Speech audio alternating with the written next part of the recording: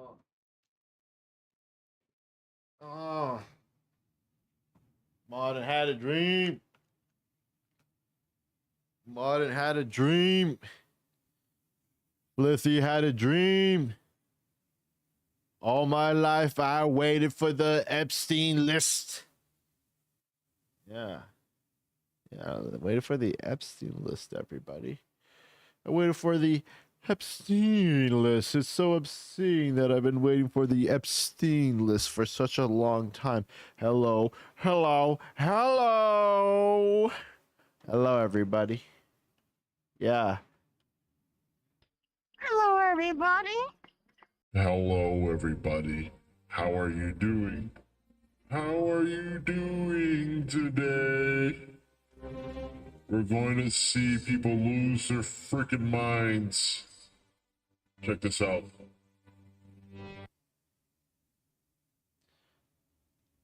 Damn.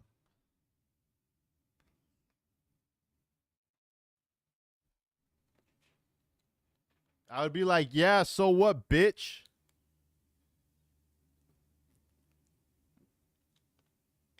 Yeah! Yeah, hit that bitch in the face! Keep spraying! Keep spraying! Yeah!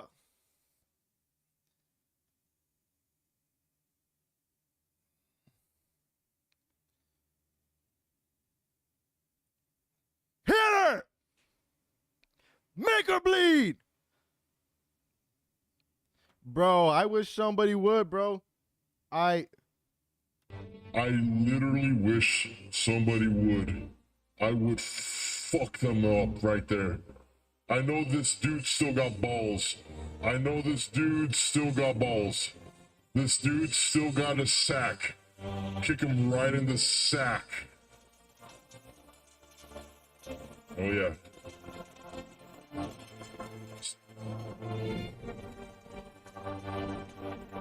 Yo, that's wild. This person just made that person famous. This person just made that person famous, I swear to God. This trans person made the person she didn't like even more famous. This guy, yeah. Bro is a G for just hitting them with the taser. I mean, with the mace.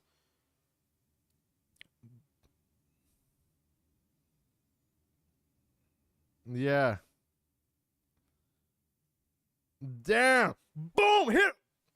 Bro, I would have grabbed her fucking glasses, would smacked her around, would have elbowed that bitch, make her hit the concrete. Damn. Hit me again, bitch. That's what I would have been.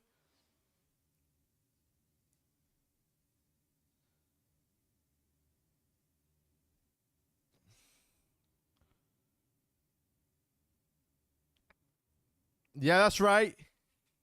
Bro, dude, that's a right there. That's an American fucking patriot right there, bro. God bless America. Hit them in the face. What's good? Oh, Cyan, I didn't even see your message. Bye bye. Later, bro. Uh, yeah, I would have been like,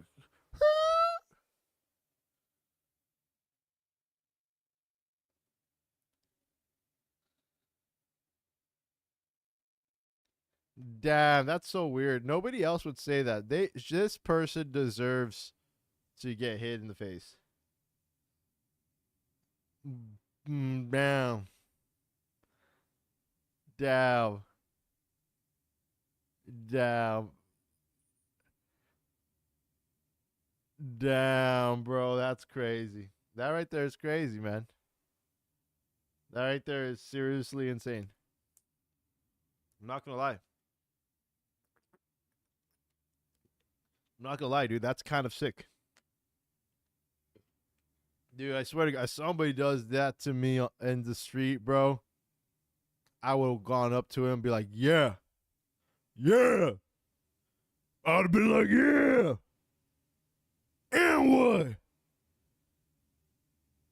They'd probably be scared because I'm like 6'5" and I'm black. Bro, no way. He turned him orange like Trump. That's crazy. Oh my God. Thank God. Thank God we won World War II, you guys. Crabs from Skyrim have more chill than Walking Circus, than that Walking Circus. I never played Skyrim, so I don't get the reference. Oh, you know what's crazy? The audio for the hold up. The audio for the thing wasn't even working. It wasn't even on. Because this audio's on. There you go. I'll put that down. All right. Let's rewatch that then. Streamer was attacked for saying he likes Trump in Los Angeles. Really? You love Trump? What? You love Trump? Uh-oh. Damn. Nah, just like that, huh? That's immediate aggro. That's that instantaneous aggro. Like, that's not even a second. What? You love Trump? Yeah, why? Stay away from Just me. walking towards Stay him. away from me. Just walking towards him like a freaking Michael Myers. You saw that? You just said, yeah, why? She just, Yeah, no why? other words. Just walking. Stay away from me. Walking. Stay away from me. Piece of shit. Yeah, fucking spray him with mace. Spray Weirdo. him with mace. Fucking idiot. Yeah. Yeah. What? Wait, what? Get away from me. I'm gonna beat you with this battery. Get away.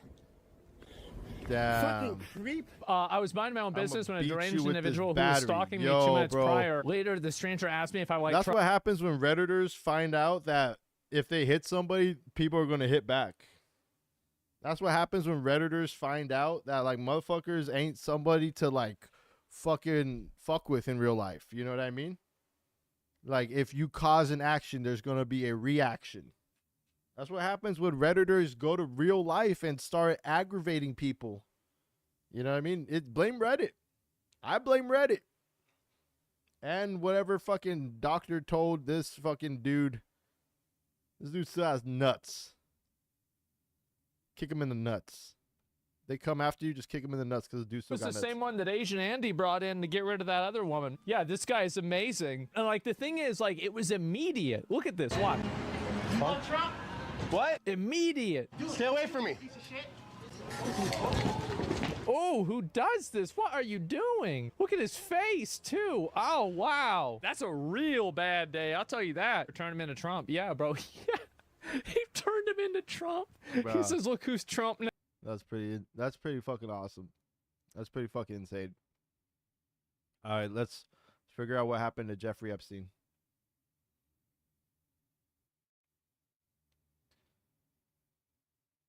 Alex Stein makes no, I want to see Jeffrey Epstein. What happened to Jeffrey Epstein? Oh, hold up. On God. Do you like, a talkative driver, or do you want someone to just shut up and drive? Shut up, because I'll yap. God damn. No. She's Thousands fine. of us are here gathered today to watch men drives the car. I'm hoping for a rough ride later. What the fuck? Could we just get a close up on him? Could we get a close up on the nips? Get a close up on me. Come on. Could we get a close up on the nips? Yeah. No. Yeah. So one close up and No. then one close up. You guys judge. Yes. Close up on her. Who doesn't love fast cars, racers, and titties? Yeah, Oh wow. your titties are amazing. When were you blessed with these? My whole life. Yeah, I Yeah, love it. just a gift. And what have titties done for you? It's just changed the entire world. I mean, you get more attention, you get more love, you get more affection. It's everything.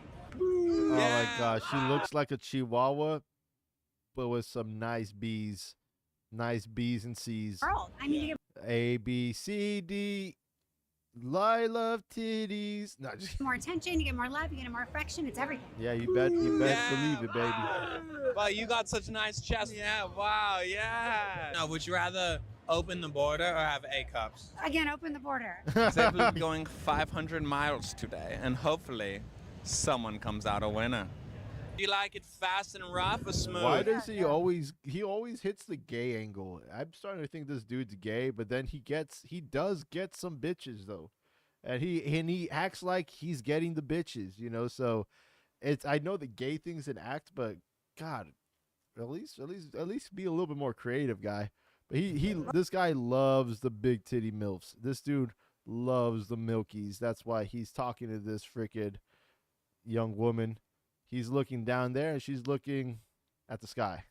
Oh, that's why I'm here. Are you able to keep up with her speed, sir? Absolutely.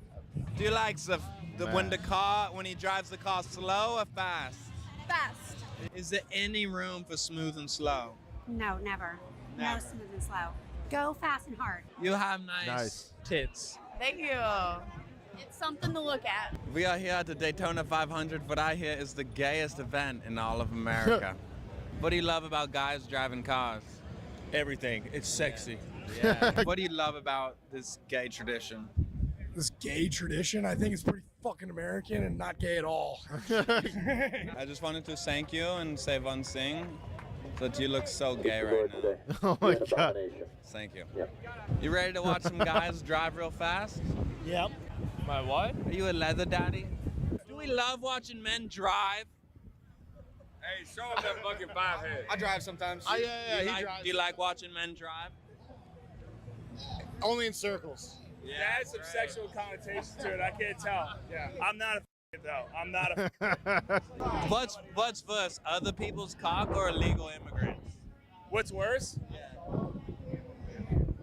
Illegal immigrants. Then other people's cocks. What's the fucking question? So do you like cock It's more so than illegal confused. immigrants? Oh no, keep the immigrants here, brother. I'm not gay. Are you gonna whip it out for your boys? Whip it then? out? Yeah. Whip what out? I've already pissed a lot of times next to the car. I pissed on a car. Honestly, I pissed on someone else's car. I'm sorry whoever had the Toyota Express. It was gray, parked in the infield. I pissed all over your door handle. The only thing we love in America than guy with big truck is guy with the big gun.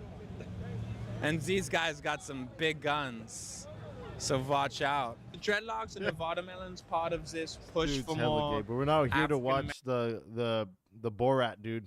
We're not here to watch Sacha Baron Cohen. We're here to figure out what's going on with Epstein. So let's check it out. We're investigating Epstein.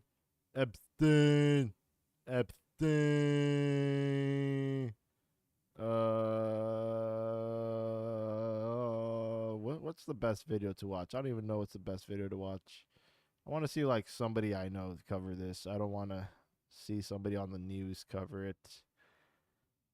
Grifter in chief, Grander in chief, Chameleon in chief. It's funny, lizard people. That's like a conspiracy that was mad. That was mad a thing in the early days of the internet. Winning strategies for Marvel. Oh, that's so lame. That's such a lame title. I'm not gonna lie. Do I have titles that lame? Maybe I do. Maybe I need to work on getting better titles. Where's the espionage? Where's the Epstein? There was so much Epstein here. I just don't know where okay, here it is. There we go. You said last week that you have the Epstein files on your desk. When can we see them, and what's taking so long to release them? Tomorrow, Jesse, breaking news right now, you're going to see some Epstein information being released. As phase 1 of the Epstein files were released to a few conservative influencers, even people on the right were skeptical as to why they received the document. Epstein phase 1. It's almost like Marvel MCU phase 1. And not the general public. Curious to how a boxing reporter and Miss Universe judge managed to get this access. Look at what we got today. The Epstein files, baby. Let's make America safe again. But at least on the street journalists like Savannah Hernandez. They probably gave it to these influencers people just to cause hype around it, as weird as that sounds, being like a serious thing. I don't know. Maybe they're not going to release everything at once because maybe nobody heard about the Epstein files being released yet, you know? Maybe they're just causing attention, they're causing hype. That sounds like it makes sense because Trump is that type of dude. He's very media attention. So he understands that like you don't release the big fight right when you have all the details, and you release the big fight like a month after you advertised it forever. Like you bombarded everybody with advertisement of this big fight. So it makes sense to release that big fight a month after this advertisement campaign and not right away, because you want to get the most eyes, you want to get the most viewers, and to do that you have to make the most attention. You got to draw the most attention. Although like this Epstein thing causes attention of itself, but maybe it's so sweet, so juicy that they got to separate it to 3 phases. Who knows? Phase 1 this year, phase 2 next year, phase 3 like a year right before re-election, you know.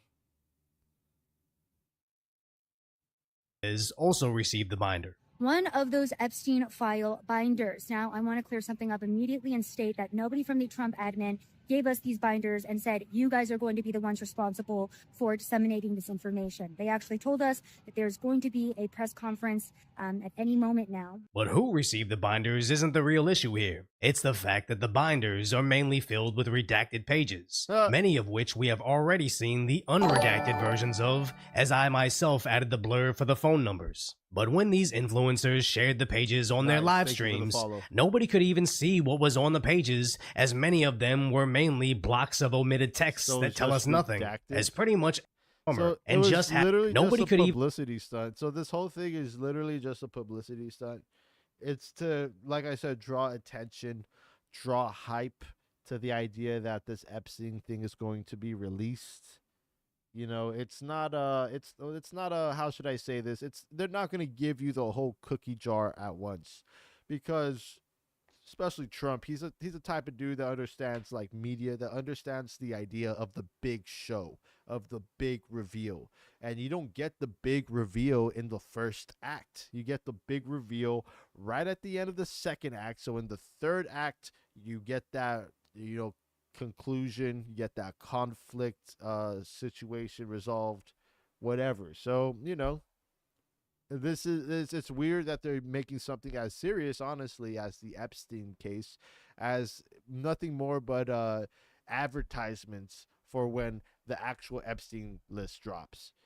I just don't know why they don't release it right away. Maybe they got to make it perfect. Maybe they got to get Trump's name off of it. You know what I mean? Maybe that's what this whole thing is about. They want Trump's name off of it. And it makes sense why they didn't release the Epstein list when a Democrat was in charge, because there's a bunch of Democrats on it, as well as Trump. And it's a lot easier to get one name out of an entire list than an entire group of names out of one list. So maybe that's why they're doing it. You know, if that's the case, that's super hilarious. Like, that's super funny. It's like, that's the ultimate checkmate, man. It's like, fuck, we got this damning evidence against you, but it's also damning to all of us. You know what I mean? I guarantee you this whole Epstein list is going to make, like, all the Democrats look bad. I guarantee you. That's the whole design of this thing. Even see what was on the pages, as many of them were mainly blocks of omitted texts that tell us nothing, as pretty much everything top to bottom about this was terrible, as I believe it was the FBI director Kash Patel or possibly Attorney General Pam Bondi that said they'd release those files on day one, or maybe it was both of them, but she said they were on her desk and they definitely didn't get released. And every day that went by just seems like they're buying time. Not necessarily Bondi or Cash, but whoever's not providing them with the full files available, and we'll go more into that in a minute. But we also have to unpack how these influencers receive the files instead of just uploading a full PDF for the public to sift through. I mean, it's not like they got anything, you know what I mean? Like, from what we saw, it's just redacted pages, so it's really not like they got like the damning evidence. What they have in their hand is literally just a commercial. It's literally a commercial for the Epstein files, and when it's released, this is just phase 1. Get the influencers causing hype, so when so everybody's more interested, more and more people are talking about it. They're going to release Epstein files right at the peak of that popularity, right at the peak of that trend. Yeah, because it's probably the most damning thing of all, you know what I mean? Probably the most damning thing of all. But I don't really care that these guys got a hold of this, you know what I mean? Because there's nothing in there, you know, like, it's just show. It's literally just to get you hyped up for when they do release it. So it's kind of funny. That's the angle, that's the direction they're going towards. That's, in my opinion, freaking hilarious. I'm not gonna lie, but It's- they're literally advertising the Epstein list. That's wild. They're literally advertising the Epstein list like it's a Jake Paul and fucking Tyson fight. Like November 25th, Epstein list phase 1 will be released. You know, buy your tickets today. That's fucking funny.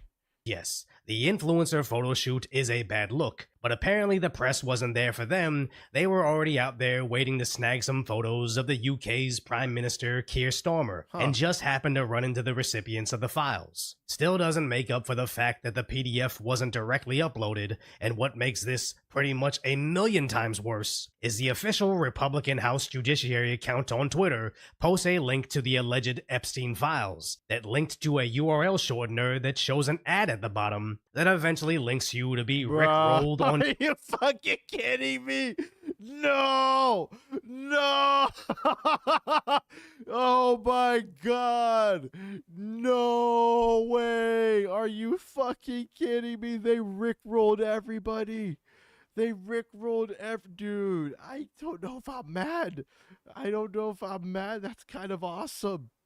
Oh my god, that's kind of awesome, dude. What on the YouTube. hell? People want answers and, more importantly, prosecutions, and all they received were photo shoots from some podcasters and being trolled by official government accounts.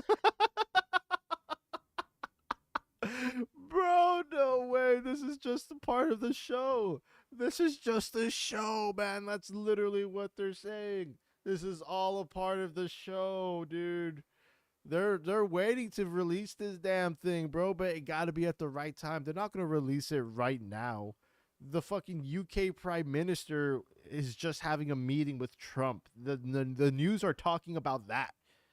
The news are talking about that right now. If they release the whole Epstein list, like, dude, that's just too much information at once. You know, people need to, like, literally eat information at once. You know what I mean? Like a dinner, like one at a time. Maybe they'll release Epstein list on a slow news day. Who knows?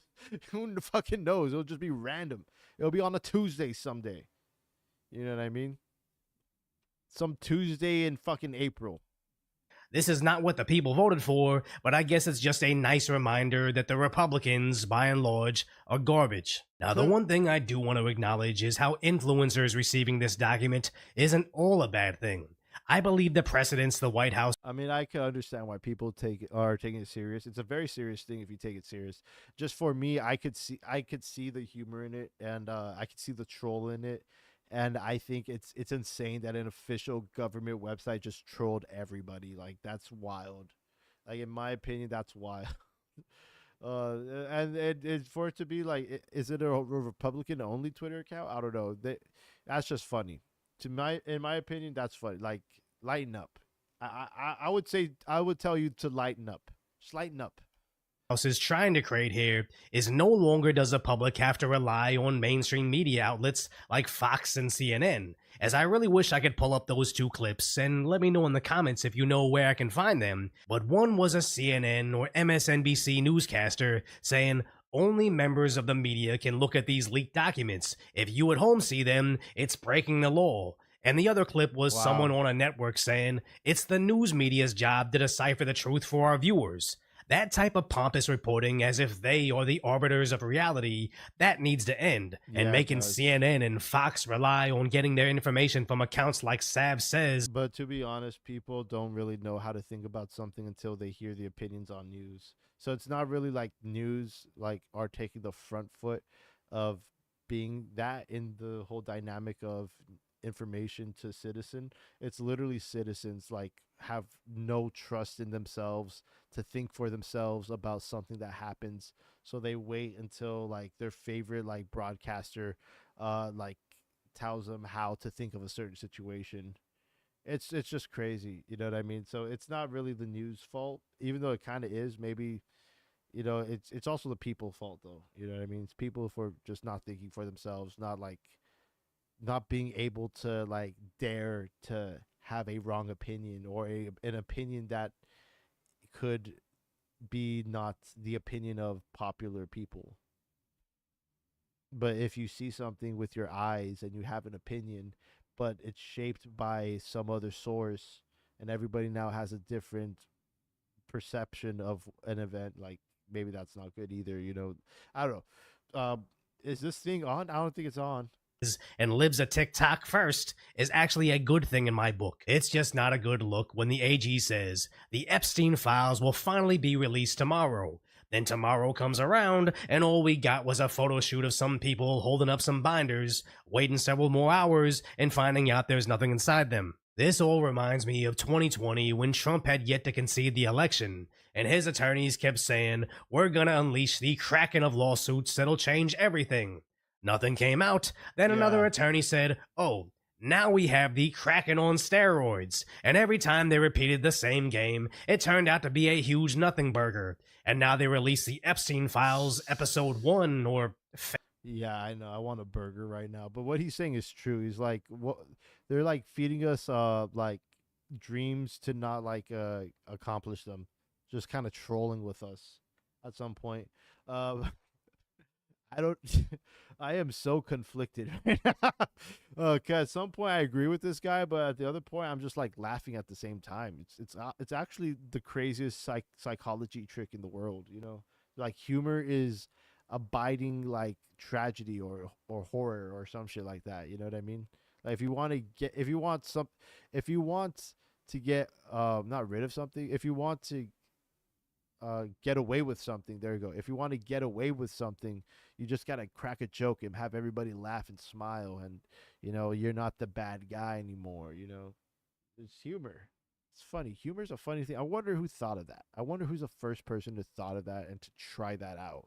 Because maybe that whole psychology trick, maybe that's very successful, especially in America. Phase 1, like there's some movie studio running out of source material, so they split the last book into several movies, as nothing about this says transparency. It just sounds like somebody on the back end is buying time to control the story. As the AG did write a letter to the FBI director, informing Cash that she had not received all the information available, demanding by tomorrow she receives all the records, documents, audio, and video recordings, and also that he conduct an investigation into who was holding up the release of these documents, wanting a report on the findings in 14 days. As honestly, I feel like if she just went on TV and aired out all this dirty laundry, that would have been infinitely better than the media fiasco we received, as that letter isn't an answer, but at least it's transparency, and hopefully we'll finally start to see it. But the more nonsense we receive like today's, the less I believe we ever will.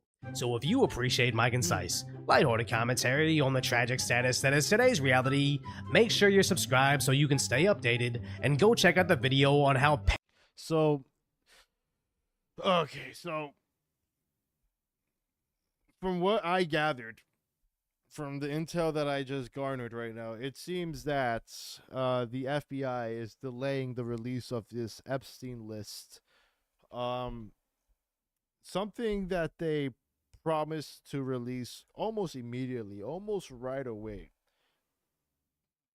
They've delayed the release of these Epstein lists. And not only did they delay the release of the public to witness the Epstein list release, to read the Epstein list themselves and to see who was on these damn flights. Who was on these flights? They're trolling the public by sending a link on their Twitter account with a link to the Epstein list, but that link goes to a website that sends you to another link, and that link is the Rick Roll's troll song. Never gonna give you up, never gonna let you down. Yeah, so that's the Rick Roll song.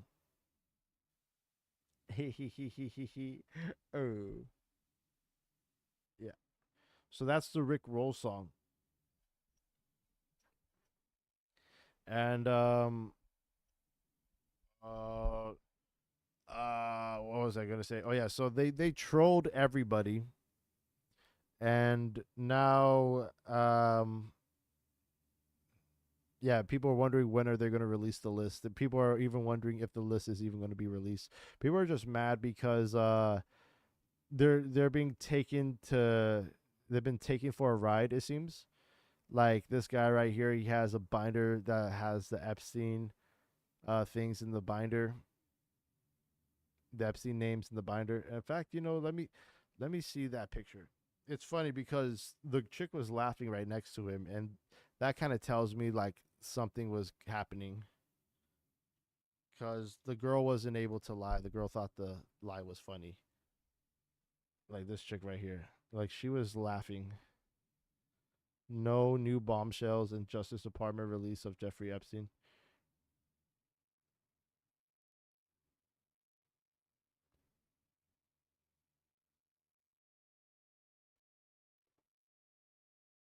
So no news, but you know what? We will get news one day, maybe. Maybe one day we will get news.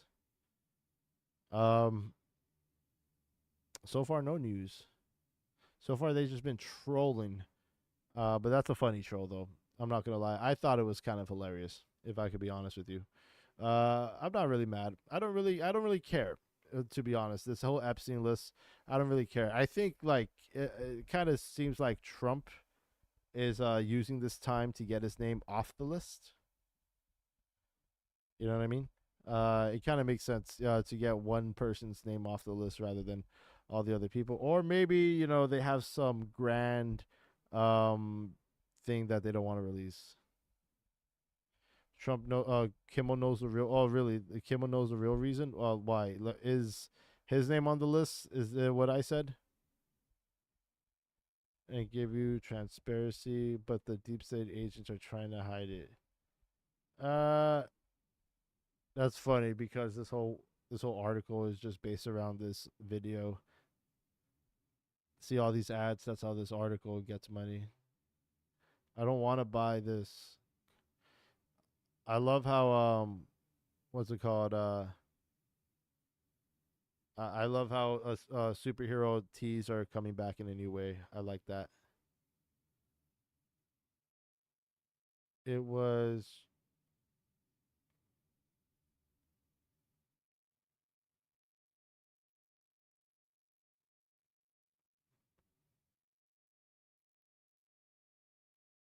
binder. They're running around with binders. So he says he hopes that Trump's name is in the binder when it comes out. Probably is, or it's probably not. It's funny how they have all the mentions of Trump and Epstein partying together. What about the other 150 people that were on that list? I understand that like Trump's an important figure, and if his name isn't on that list, then if his name isn't on that list, but Bill Gates is on that list, and the news still reports like why is Trump's name not on that list, and totally not like having any regard of the other names on that list, maybe that's problematic too.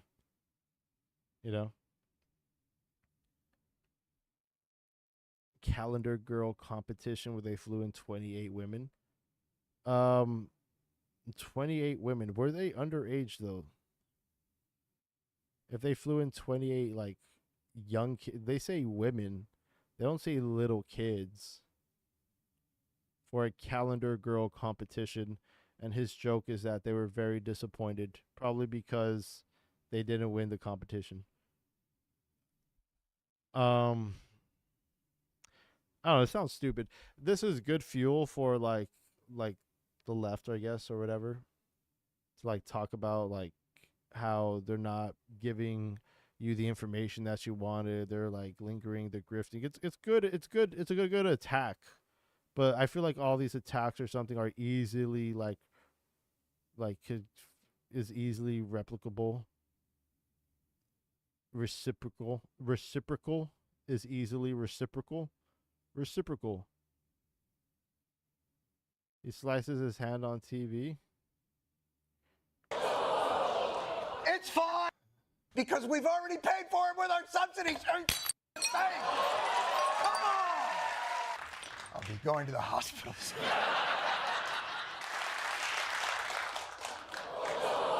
He cut himself with a cup.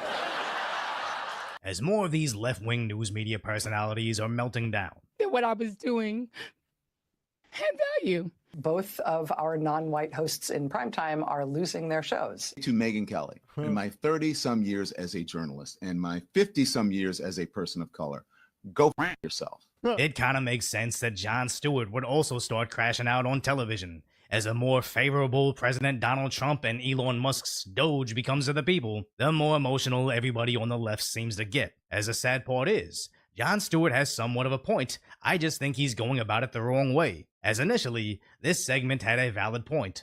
I'm proud to announce that Medicare has reached agreement with all manufacturers on all 10 drugs selected in the first round of negotiation. Oh, can it be? The companies we subsidize with billions of dollars are allowing us the privilege to negotiate the price of 10 of their drugs? And 10 is all of them, right? It would be embarrassing if it was a small drop in the bucket and that the American people didn't expect that we should negotiate for all their drugs because we've already paid for it with our subsidies. Come on! But why do we, the taxpayers, subsidize their psychopathy? That's the waste, fraud, and abuse in our system. That's it. Not the fantastical, overgenerous terrorist condom allowances. In another program, $50 million plus another $50 million for condoms for Hamas. You know about that? Capitalism is by definition exploitative. It's how it operates. That's fine. Is that but true? then government's role should be to ease the negative effects on Americans of that exploitation. Yes, in practice, that's exactly what liberal voters should be voting for, putting protective measures in place for corporations. But modern-day Democrats for the last 5 years have been doing nothing but essentially campaigning on behalf of those same pharma companies. We will fire you from your job unless you take our mandated medication, but don't fire us from our job because we can't explain what we've accomplished in an entire week. And it's that inconsistency that lost them the election by a record amount. But here we have Jon Stewart taking to television to say, yeah, what Joe Biden did was bad, but here's why Donald Trump's effort to fix it is worse, as he gets close to clarity, but quickly loses it. I want Doge to work. I want better efficiencies. I want to get rid of the alphabet agencies that don't do enough, make the Pentagon pass an audit. But we are doging in the wrong place if we want to really change the system. Companies like Walmart and McDonald's make billions of dollars in taxpayer-subsidized profits, yet many of their hardworking employees need taxpayer-subsidized public assistance. We are subsidizing the very system that makes workers' lives harder in the first place, all in the name of freedom and liberty. But what the fuck is the point of this goddamn oh, whatever. Whatever. Oh, wow. Everyone's fired. You're getting fired. You're getting fired. You're getting fired. As NetEase has fired their entire Seattle-based team. As of right now, the news is still coming out, but the Seattle team that was fired was just a support team. Development team is all and only located in China. And the team comprised of 6 people that were all laid off. I think there are 2 potential reasons for why they all got fired. Reason number 1, leaks. There was a rumor that Marvel Rivals gave out fake news to different departments to see what gets leaked out, to find the mole. It's possible they were leaking a lot and had to go. Reason number 2, American game companies are Damn, so all the leaks of Marvel Rivals are probably not even real? That's interesting. very horny to make everything political. Fuck Elon Musk and fuck Donald Trump. Pretty funny. Whereas the only thing the Chinese companies know and love is the CCP. Nothing else exists. So maybe they were trying to push some message which instantly got them nuked. Or maybe their performance was just trash and they were kind of unnecessary to the whole project. I don't know. But all will be made clear. All that matters for now are 6 people are unemployed. Who gives a shit? Venom's ult doesn't kill, but there's a tedious way to take down squishy targets. The only way to do it is to use your right click and just before it pops, around the 3-second mark, use your R to chomp them instantly. This only works for 250 HP targets. If you try this on a 275 HP target, it will leave them with a bit of HP. Master this and you'll be securing multi-kills in no time. Venom's ult doesn't kill, but there's a tedious way to take down squishy targets. Everyone's Venom's ult doesn't kill. Oh my god, that makes so much sense.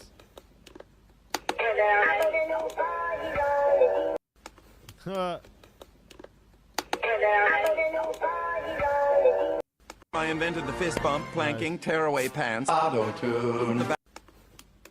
I invented the fist bump, planking, tearaway pants, auto-tune, the backside ollie, and Zuba. That's pretty good. Hey, do you like this guy? I'm better off all by myself. Maybe you like this guy. Man, that shit sucked ass. All right, Gene Hackman died. Oh, man. I mean, Gene Hackman. Just laying in my bed. Wake up the first thing jokes here, because They think it's suspicious that Gene Hackman's wife died. I mean, yeah, what the fuck? Who else would have killed her? there's no Fucking Lex Luthor. time for that. All I saw is that Gene Hackman and his wife and their dog were found. And I'm like, what? I'm like, that sounds like foul play. Wait, so Gene Hackman died too? I thought he was the only one that survived. That's why I thought it was like, did Gene Hackman really die? No way. Oh, so he died as well. Oh, shit. What? That's crazy. They both died? Deceased for quite a while before bodies were discovered as deaths called suspicious? What?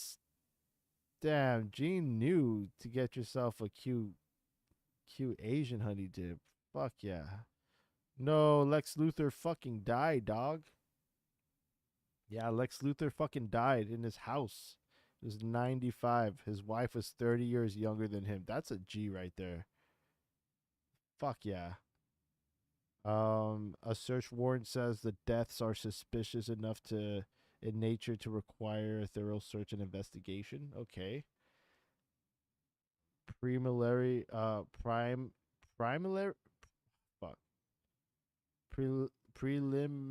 preliminary. Yeah, you're retarded. I'm not. Preliminary findings of medical examiners found no signs of external trauma. What? So did they just like fucking like take a suicide pill, the both of them?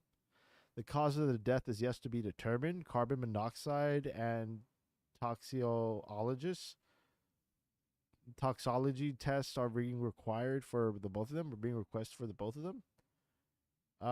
So they think like maybe carbon monoxide or some kind of poison. My guess is some kind of freaking poison. I mean, what could have happened? Were they both like aliens and they just like their spirits left for no reason? Like what the fuck? Oh my god, Gene Hackman is an old guy. He's an old guy, and his wife still got some life in her.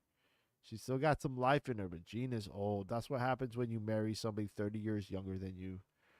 You're dying, and they still got a bit of life in them. You know? This is crazy. What the hell? That's so insane.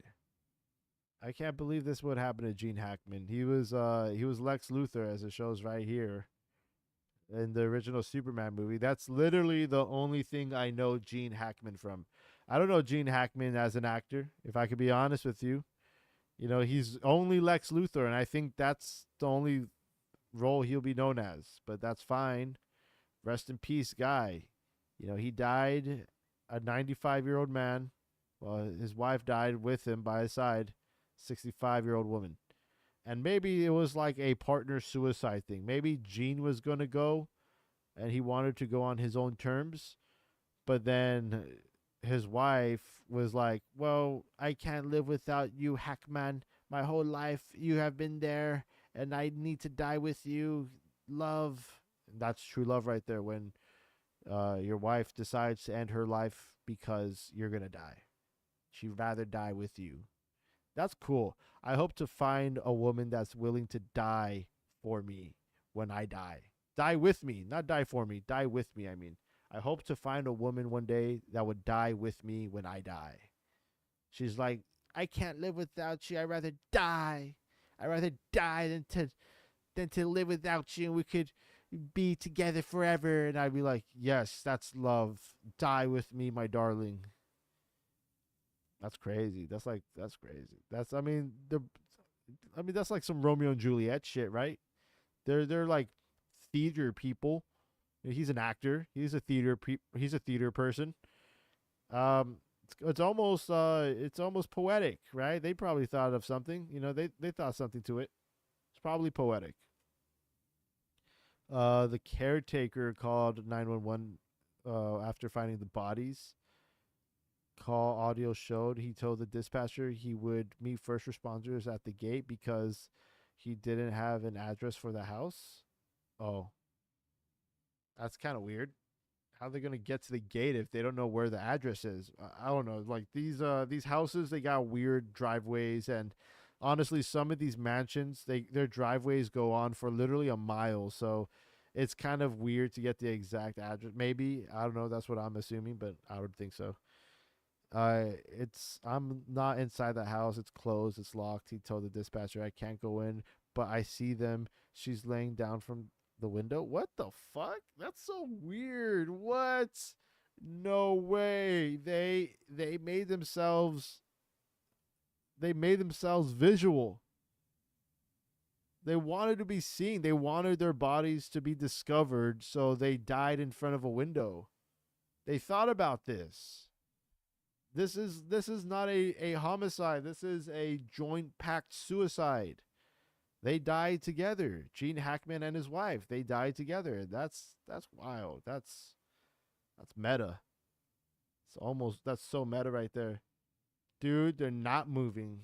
The caller said, just send somebody out here really quick. Yeah, honestly, these dispatchers are honestly so awful when it comes to, like just getting the police out there. They want to literally know everything about your life. And they don't want to know, they don't want to give, and they don't want to tell the police to go out there like right away.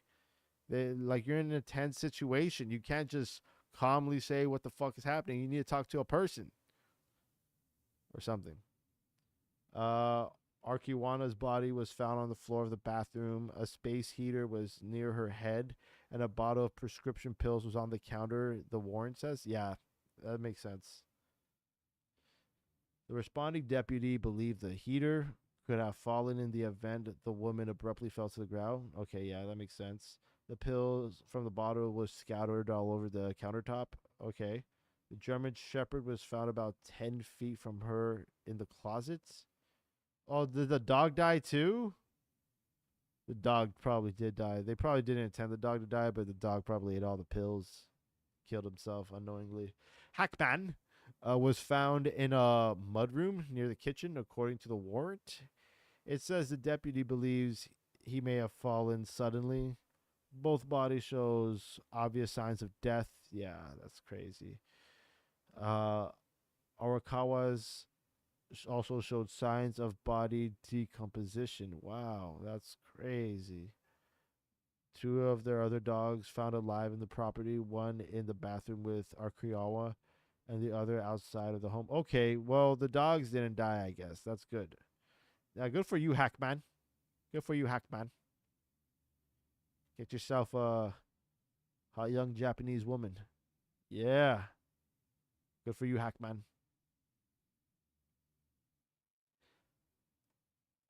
Sheriff Aiden Mendoza said that there is no obvious sign of foul play, but the investigators aren't ruling anything out just yet.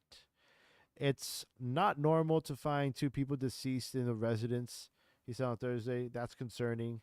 And there were also a dog that was in a kennel that was also found deceased. Damn, he probably died.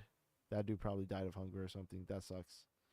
The fire department tested, but no local signs of carbon monoxide leak or poisoning. New Mexico Gas New Mexico Gas. Oh, so they're in New Mexico, which provides natural gas services to the home, conducted tests of gas line in and around the residence. As of now, there's no signs of or evidence indicating that there are any problems associated with pipes. So the pipes are fine. There's no carbon monoxide leaks. There's nothing like that. They just probably killed themselves in a weird way. They took a bunch of prescription pills. They're like, all right, it's time to end this. It's crazy. Hackman, a 2-time Oscar winner, also known for his roles in the Thriller, The Conversation, Bonnie and Clyde, French Connection. Nah, never heard of any of them. They're probably good movies, though. I'm not gonna lie, they're probably really good movies. What about Lex Luthor? What about Lex Luthor? There's nothing to do with Lex Luthor. That's the only thing I know him as. I've never seen the French Connection. I know the Rainbow Connection. Never seen the French Connection. He was born in San Bernardino? No fucking way. Yeah, that's wild. Huh. Oh well. Rest in peace, Gene Hackman. Yeah.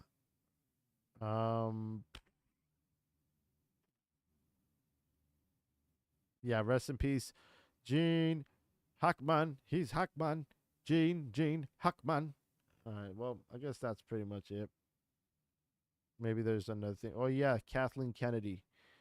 Kathleen Kennedy. Kathleen Kennedy. Kathleen Kennedy. Fantastic Four versus Marvel Rivals.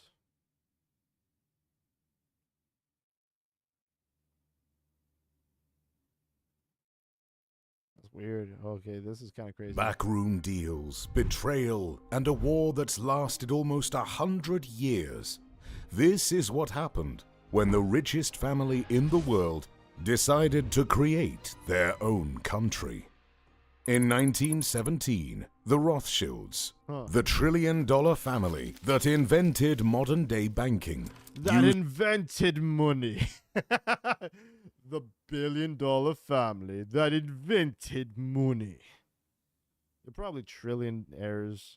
Let's be real. Billionaires? Like, anybody could be a billionaire. Like, the true power is trillions. used their money, power, and influence to strike a secret deal with the British government. With the British. That deal eventually led to the creation of the country of... Oh, wow. When the new mandate expired on 1948, Britain withdrew from Palestine, allowing armed Zionist gangs to capture vast swells of Palestine land before declaring it the state of Israel. An event today known as the Nakba, the catastrophe, the catastrophe. Oh no, the Jews are back in the land. Oh no. That's kind of funny. Of Israel. But what makes this story more bizarre is the crazy personality of the man who orchestrated this deal, Lord Walter Rothschild. Walter Rothschild was an enigmatic mega-billionaire with so much money. I have oil reserves in the Netherlands. Man, that's what this dude looks like. That instead of using horses to pull his carriage, he imported zebras from Africa just to show off. Bruh. This same billionaire Crazy. also had a super weird hobby of gathering insects and bugs, eventually amassing over a million that is butterflies, super weird. moths, and other insects.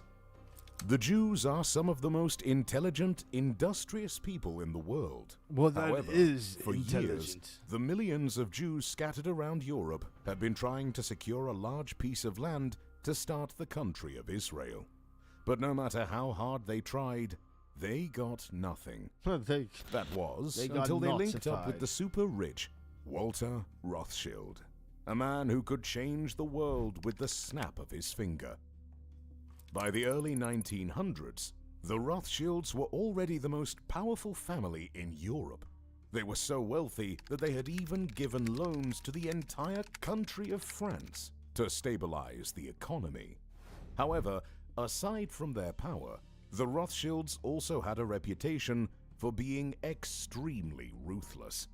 They wouldn't hesitate to wield their power as a extremely Jewish weapon to bulldoze through their enemies and crush anyone who opposed them. If the Rothschilds wanted something, they better get it, or they'd be hell to pay. Walter Rothschild made the calls he needed to make, pulled the strings he needed to pull, and in 1917, the British government sent Walter an official letter promising to do everything within their power to provide land for the creation of Israel.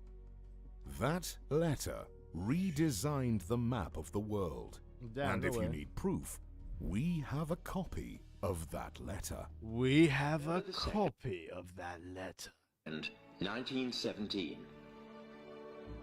Dear Lord Rothschild, I have much pleasure in conveying to you, on behalf of His Majesty's government, the following declaration of sympathy with Jewish Zionist aspirations, which has been submitted to and approved by the Cabinet.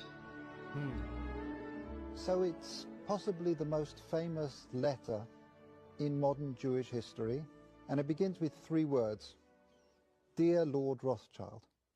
That letter, nicknamed The Balfour letter! Declaration, His Majesty's government view with favor the establishment in Palestine of a natural home for the Jewish people, and will use their best endeavors to facilitate the achievement of this objective.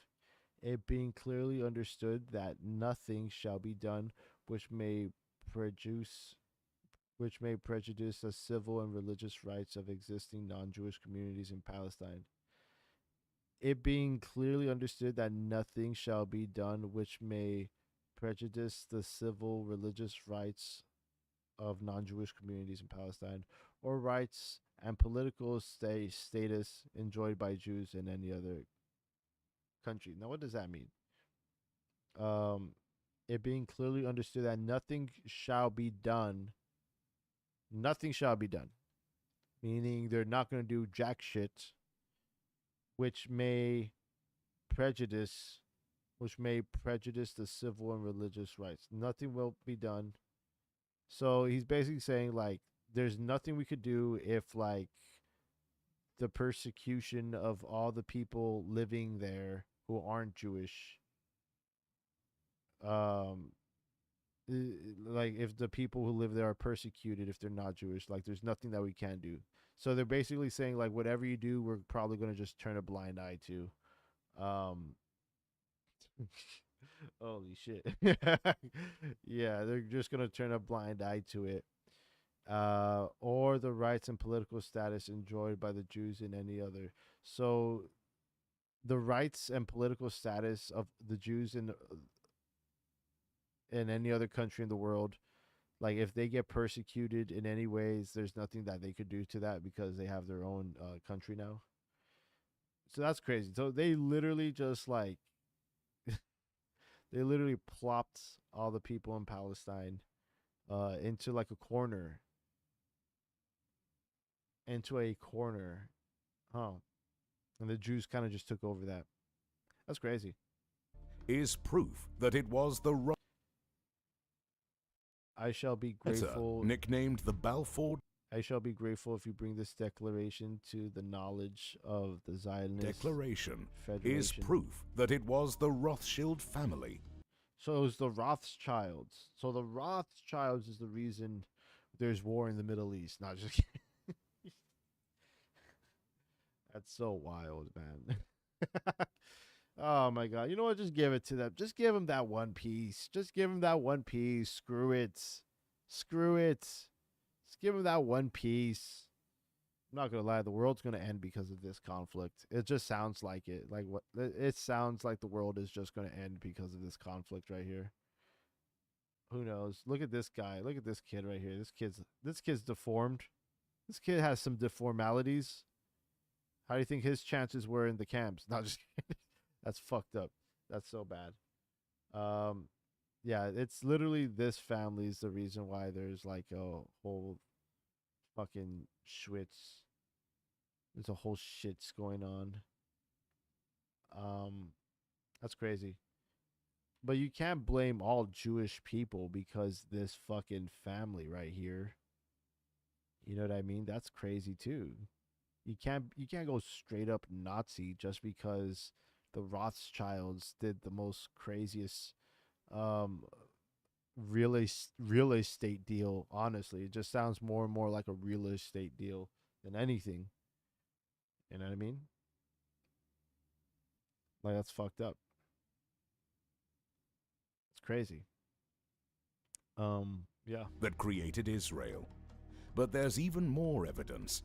In this interview, the head of the Rothschild family proudly explains how his ancestors created Israel. This is the my interviewer ancestors. begins by asking the question My that was on ancestors. everyone's mind. Why was it that this letter was sent by the Foreign Secretary to your great-uncle Walter? The reason is obvious. Because it was the Rothschilds' money, power, and influence that made the British government fall in line. Years later, Britain kept their promise to the Rothschilds and provided a large piece of land to start Israel. And in May 1948, the State of Israel was officially created. Although this was good news, the Rothschilds were just getting started. What the Rothschilds did next was even more impressive. They invested millions of dollars into Israel, building schools, roads, and everything needed to turn that piece of land into a beautiful country. James Rothschild single-handedly paid for Israel's Congress building, while Dorothy D. Rothschild paid for Israel's Supreme Court building. However, the more money the Rothschilds that's so spent, fun. Oh, the whole more family problems renovating a they whole country. Ha ha ha.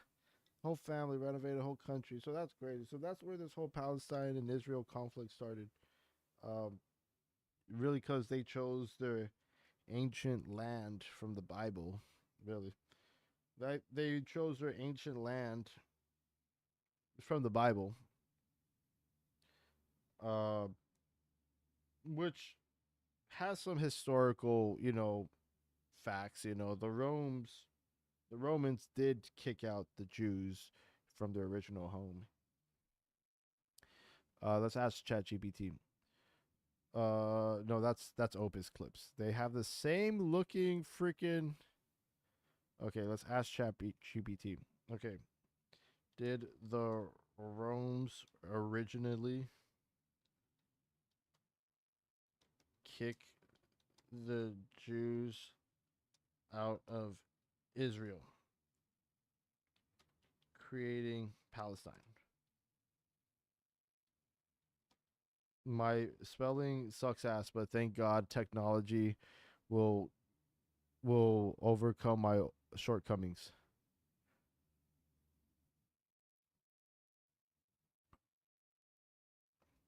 Let's see if this is right.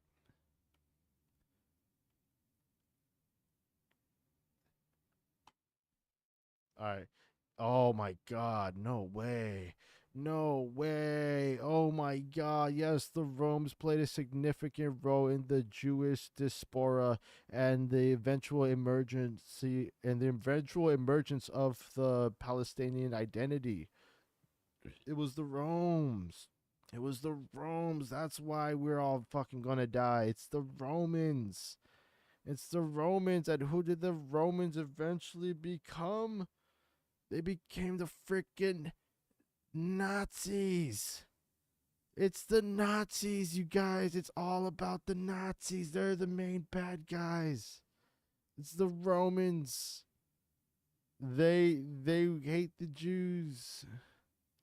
So, all right, let's have ChatGPT read this. Yes, the Romans played a significant role in the Jewish diaspora and the eventual emergence of the Palestinian identity, though the situation is complex and developed over centuries. 1. Roman expulsions in the Jewish diaspora. The Romans occupied Judea, modern Israel, Palestine in 63 BCE. After the Jewish-Roman Wars, 66 to 73 CE, 115 to 117 CE, 132 to 135 CE, especially the Bar Kokhba Revolt, 132 to 135 CE, Emperor Hadrian crushed the Jewish resistance. He expelled many Jews, banned them from entering Jerusalem, renaming it Aelia Capitolina, and renamed Judea Syria Palestina to erase Jewish ties to the land. 2. Did this create Palestinians? The term Palestine comes from Palestina, which Hadrian used as a reference to the ancient Philistines. However, modern Palestinians are largely descended from Arab and other populations that settled in the region over centuries, not directly from the Philistines or the Romans. The Palestinian identity as we know it today emerged much later, particularly in the 20th century, in response to Zionism and geopolitical changes. So while the Roman expulsion of Jews from Judea was a key historical event, it wasn't the direct cause of Palestinian identity, but did set the stage for later developments in the region. So the true owner of that land is the Israelis. So are the true owners of the land Israelis, since they were kicked out so many honestly millennia ago, like thousands of years ago? It's crazy, man. See, the Bible, although some may call it a fairy tale, there is very much like real history in that. Like the Romans did they did kick out the Jewish people from their original land, which was called Judea, which is now modern Israel, Palestine. So the Romans did kick the Jewish people out of Judea, which is modern Israel and Palestine. And that's literally the cause of all this conflict, maybe. Man, what is this, history class? Yeah, this history class, dog. We're trying to get history money. We're trying to get some history money. Yeah. See, look at that. 63 BCE. That's literally like 2,000 years ago. That's literally like almost 19,000 years ago. So are the real owners of the land Israel, since they were persecuted and thrown out by the Romans? And how has this exodus affected the lives of Jewish people throughout history? And how has this exodus, see, look, I'm using big words now. Who cares if I can't spell it? Watch the video I said. Yeah, I'll watch the video I said.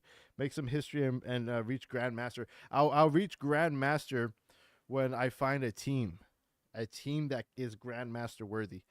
And how has this exodus affected Jews throughout history? We're doing some God shit right now, buddy. Persecuted Israelis. Exodus.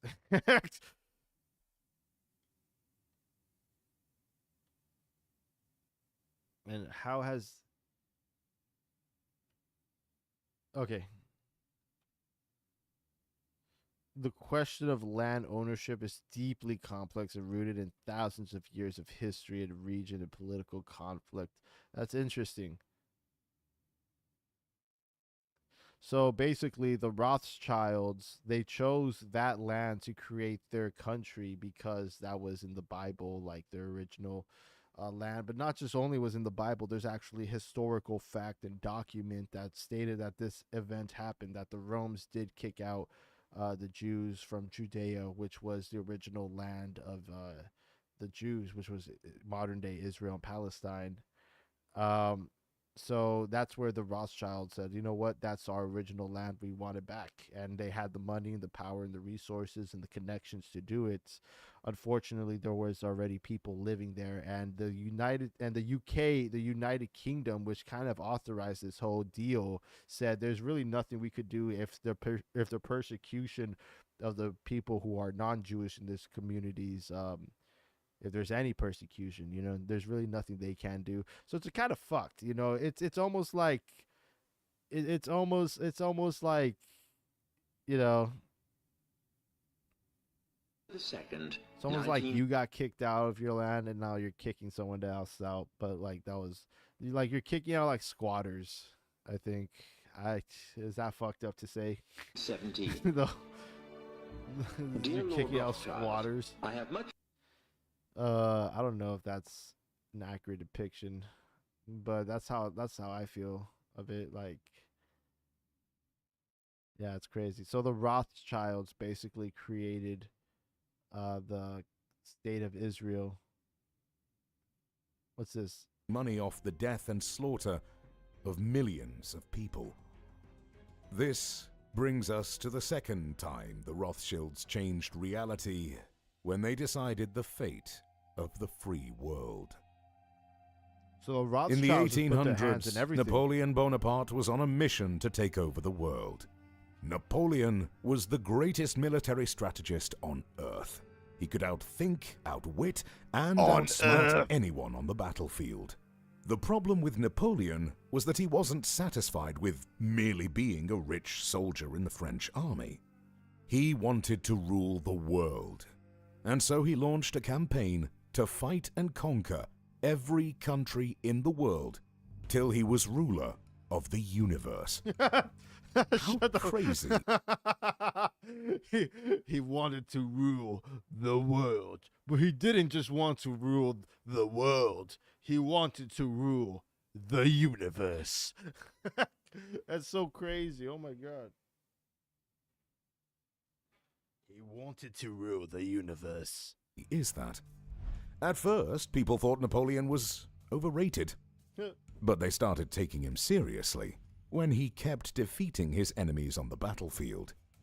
At a certain point, it seemed like Napoleon was going to become the most powerful man in the world. He literally came from nothing. Napoleon Bonaparte is the original SoundCloud rapper. Napoleon Bonaparte is the original like streamer. You know what I mean? He literally came from nothing, from the trenches. And the only reason why he was remembered and respected was because he was good. He was goddamn good. He was pretty damn fucking good. That's why we remember Napoleon. Even though at the time, the Rothschilds were the most powerful people in Europe. And so, in an attempt to maintain their power, the Rothschilds did something so evil that it could make the devil cry. While the world was fighting against Napoleon, the Rothschilds decided to play both sides. War is expensive. The British needed money to pay soldiers and buy weapons. Any delay in getting the necessary weapons could allow Napoleon's army to rush in and defeat the British. That's The interesting. Rothschilds took advantage of this situation to give quick loans to the British government. If lending to individuals was profitable, imagine how much more profitable lending to a government was. Imagine lending money to governments during times of war. We would make billions. We will be millionaires forever. We will own the children and the children's children. That's crazy. Even though the Rothschild loans came with heavy interest, it was what they did next. Dude, honestly, these Rothschilds literally got God on their side. Like, what the fuck? How do you keep this going since fucking Napoleon? You know what I mean? How do you keep this up since Napoleon? That doesn't make any fucking sense. You know what I mean? Like, seriously, how do you keep this going since Napoleon? You've been, like, loaning money and making money off tragedy and shit. It's crazy, man.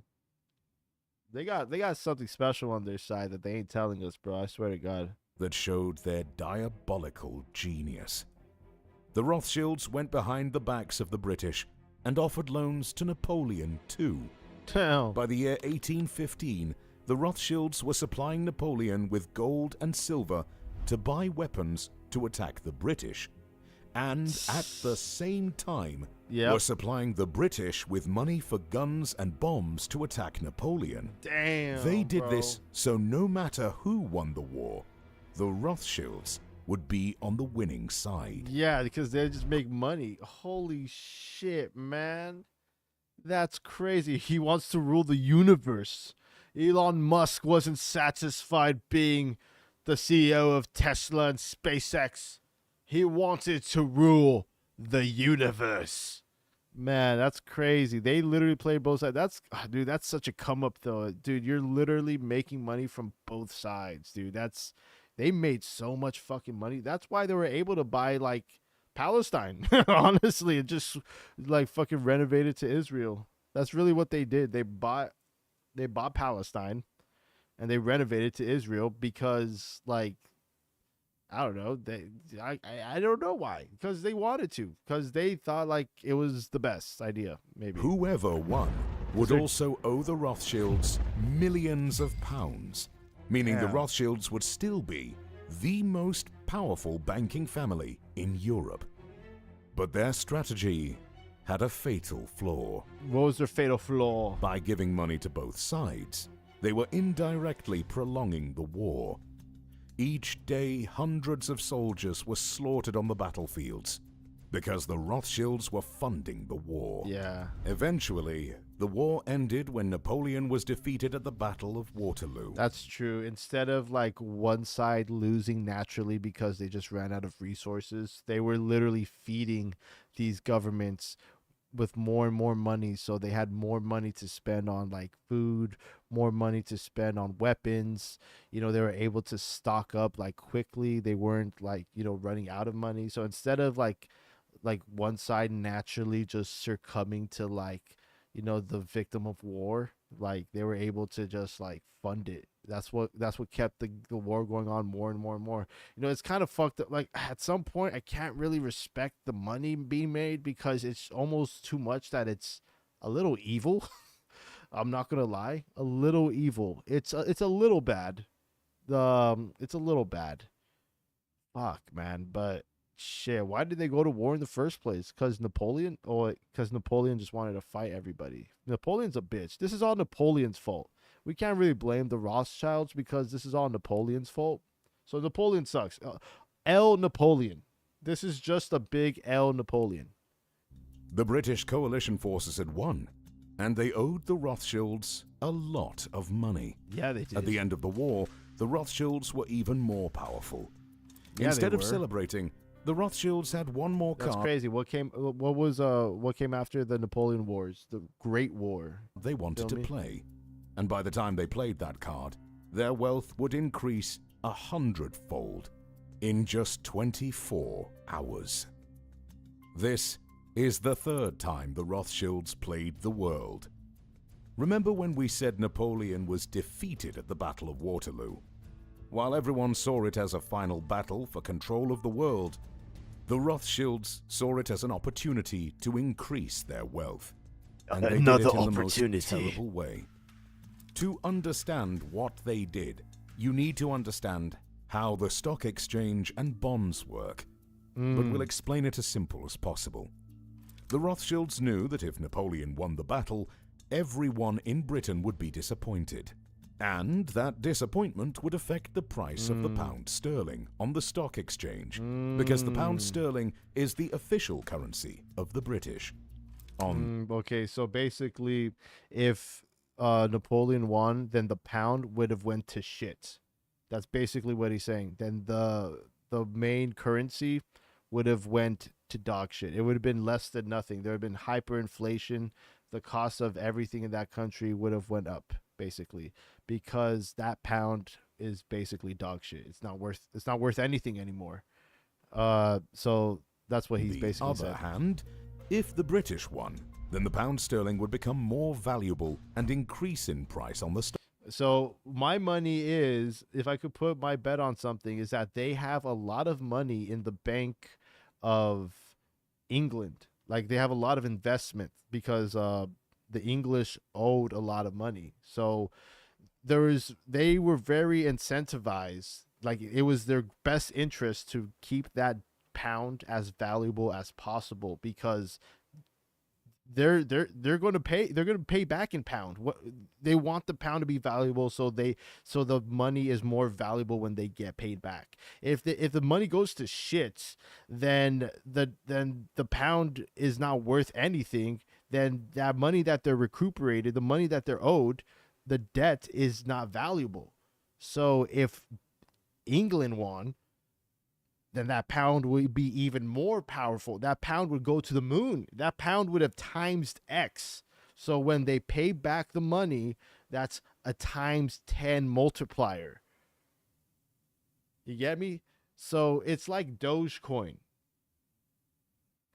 Napoleon? Leon? Yeah, I know. Leon, man. We need Leon S. Kennedy to come in here and explain this, man. So that's kind of interesting. So they kind of manipulated the market in a way. They did some market manipulation based off their involvement in the war, and they were just on the funding side of the war. So that's kind of interesting. That's actually fucking, oh my god, dude. It's so evil, but it's so genius at the same time, dude. It's literally fucking smart as fuck, bro. Like that's not giving a fuck about nobody but yourself, though. Holy shit. That's literally saying fuck these people. The bottom line is the bottom line. Like, dude, straight up, like this family was so fucking wealthy. They were basically their own. They were as powerful as nations. Just a family, just a dude that was able to talk and do business, bro. You know what I mean? Just that's crazy, man. That's almost like a mob family. They just had so much money. They were able to just, it's not just that they had a lot of money. It's like what they did with their money. You know what I mean? It's like, how did they, it's kind of, it's so evil. It's so evil because they're literally funding wars and betting on one side to lose, because if the other side won, then their investments in that country would have been more valuable, would have times 10. It's like if Doge went from 5 cents to 2,000 fucking dollars. You know what I mean? Like if you had Doge for $5 when it was 5 cents, and it times 1,000, it times 10,000, you would have $50,000. You would have $50,000 because it would have times 10,000. So it's kind of like that. Like if they had $4 million in the Bank of England, by the end of the war, they would have $4 billion in the Bank of England, because the pound was just so fucking valuable, because they just won a war. And when you win a war, you know, you don't just get the gloat of saying, I won a war. Fuck yeah. You get the resources of the other country. And it was more valuable to that bank if England gained those resources rather than France. Stock exchange. And so, Nathan Rothschild paid a spy to wait on the battlefield to see who won the battle. So the spy watched the battle from his hiding place and saw that Napoleon was defeated. Damn. What he did next was legendary. The spy sent a pigeon to Nathan, informing him that the British had won. This meant that the pound sterling was going to be more valuable on the stock market. But nobody else knew the British had won because the official British horse messenger hadn't arrived in London yet. That's Nathan crazy. knew something nobody else did. Damn. And he used this information in a way only a heartless man would. What did he do? Instead of celebrating Britain's victory, Nathan ordered his agents to spread fake news that Napoleon had won. What? When people heard this fake news, it caused panic selling of the British bonds on the stock exchange. Way. The panic No way, dude. This is as good as a movie. This is as good as a movie, dude. No. Dude, oh my god. So that dude, okay, so he made the so everybody sold everything they had, and then that meant the more you bought, the more you got, bro. Holy shit, dude, that's crazy. Selling caused everybody sold. Everybody sold. No price way. of the pound sterling to drop. And then Nathan, the same man who spread the fake news, ordered his agents to buy up all the bonds people were selling at rock. At a fucking deal, dude. No fucking way. Oh my god. Oh my god, dude. That is insane. That's insane. That's so bad. That is so fucking bad, dude. That is so evil. That's so awful, but that's so fucking crazy. Dude, if this was a movie, that would be great. That would be great. Like Leonardo DiCaprio would play that guy. You know what I mean? And we would all like that guy because how Leo's playing him. You know what I mean? But we would know he's a bad guy. We would know he's a bad guy. You know what I mean? But sometimes the audience likes the bad guy. You know, sometimes the audience likes to see the bad guy win because it's so cheesy when the good guy wins. You know what I mean? It's so like, oh, I seen that. You know, I never seen the bad guy win.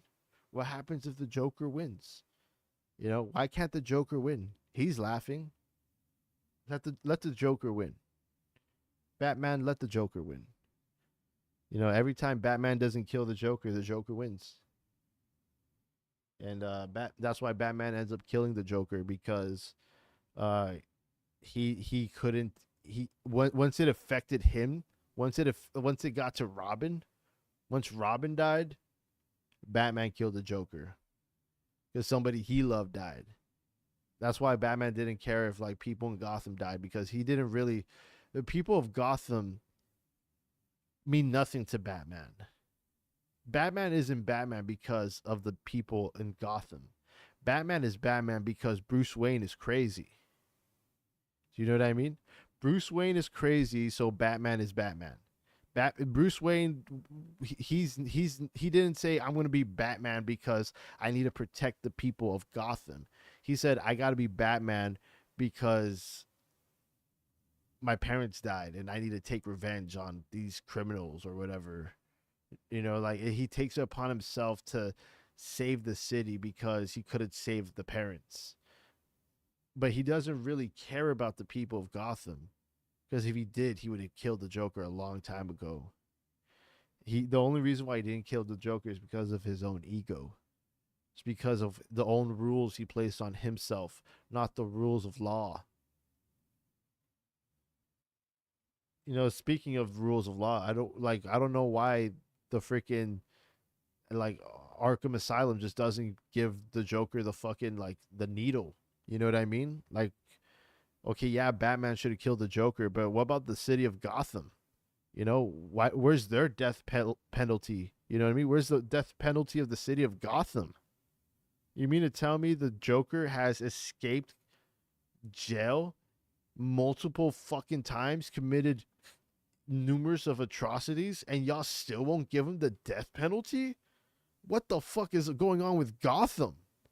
You know what I mean? What's going on with Gotham City?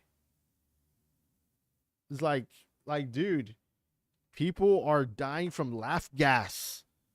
They're dying laughing. You know how painful it is to die laughing? It looks painful. They're crying. You can see them crying as they're laughing, as they're dying. Gotham, the city of Gotham doesn't even care about the average Gotham citizen. You know what I mean? Because they still gotta like get votes. You know, the death penalty sounds bad. You know, people don't want to talk about death. No, we don't kill people. No, that's bad.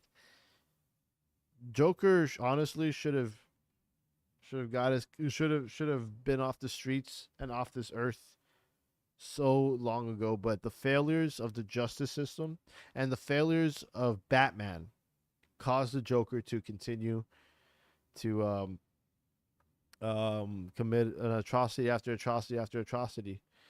So what I got to say about these Rothschilds, it seems that war and all this shit happens because they have their hand to play with it. But the problem with the Rothschilds is that they're Jewish. So instead of talking about the Rothschilds, they're kind of hiding behind Jewish people. The Rothschilds, they're hiding behind the Jewish people.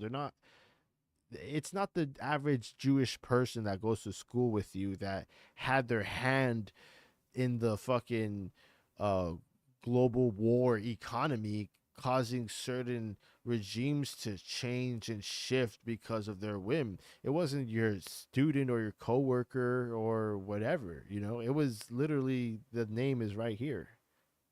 Rothschilds. You know what I mean? But that's why this is a conspiracy. This is really just a conspiracy. You know what I mean? This is entertainment. I don't really mean any of this. This is kind of funny. I'm on any side that is the side of good and justice and peace. I just want peace. Yeah, peace, love, and all that stuff. This is just a joke. Bottom prices.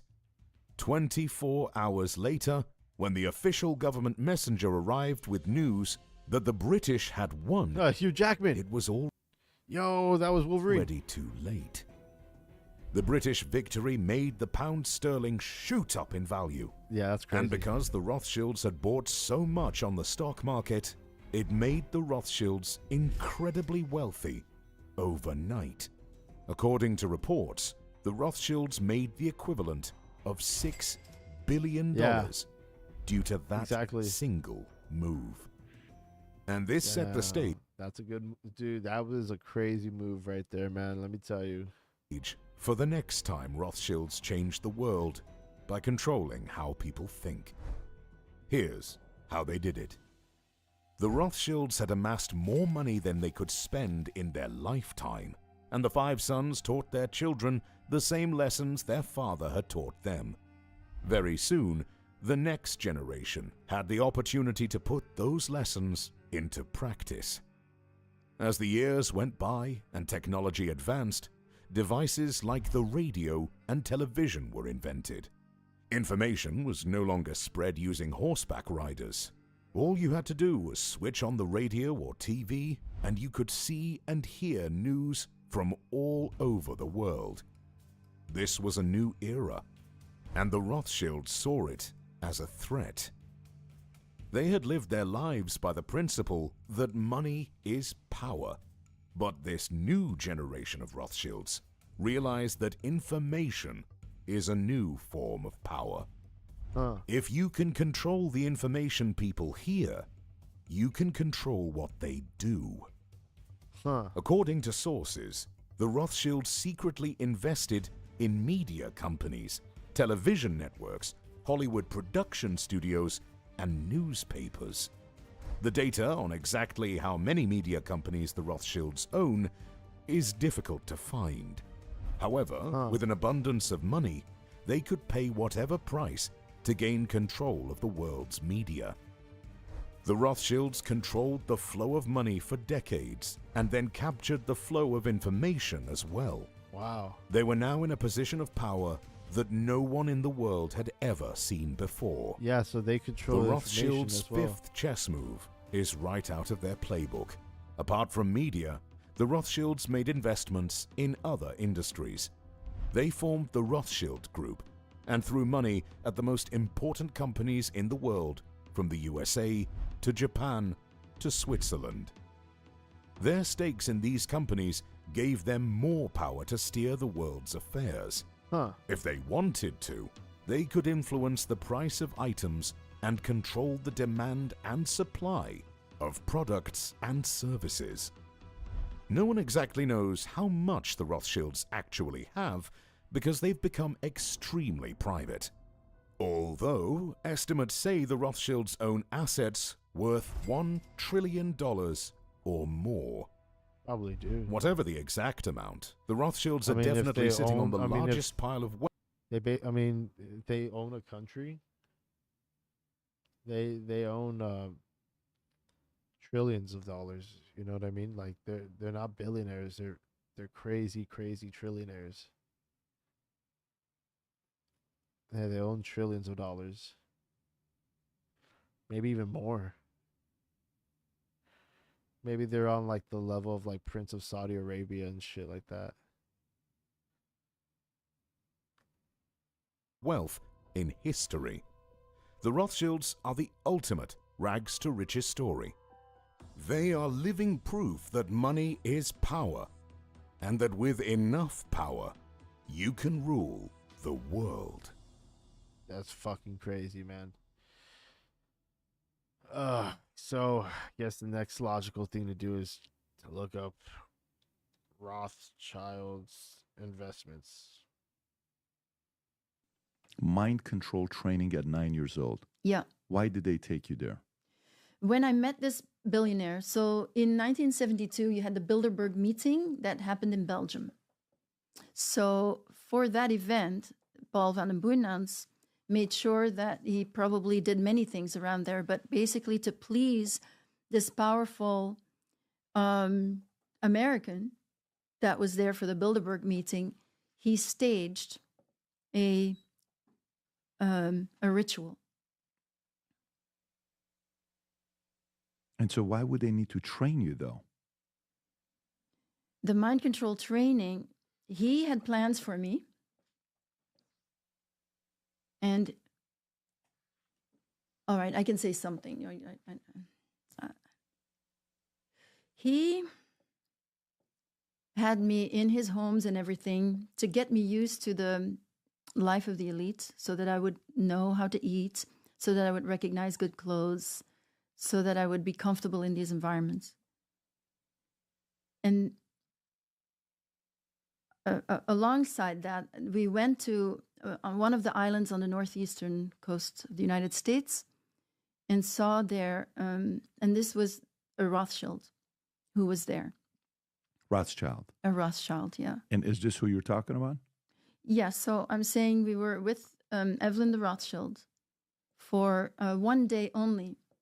And it was clear that this billionaire, who you would think is just as powerful as this Rothschild, was not as powerful in the network as he was. And he was asking for permission to make the star that he wanted to make of me. Well, he didn't want to make me into a star. He wanted to make me into an elite sex slave where I would become famous in France. And then with that role, I would attract the most powerful men in the world and I would be able to spy on them for him and so forth. Is that David Rockefeller? I wouldn't doubt that that's how they get these actresses. That's what these actresses do. Makes sense. Using sex as a tool for espionage. Getting someone like Kim Kardashian. Making someone like Kim Kardashian famous. You basically parade her around. So the most wealthiest people in the world, they get their hands on her, you know, by paying for her or whatever. And, you know, you get information that way. But at the end of the day, that just makes you a sex slave, makes you a prostitute for the state. Just so you can get information. That's crazy. That's some ghetto shit. That's straight up ghetto. That's ghetto. I'm not saying. I can't say this.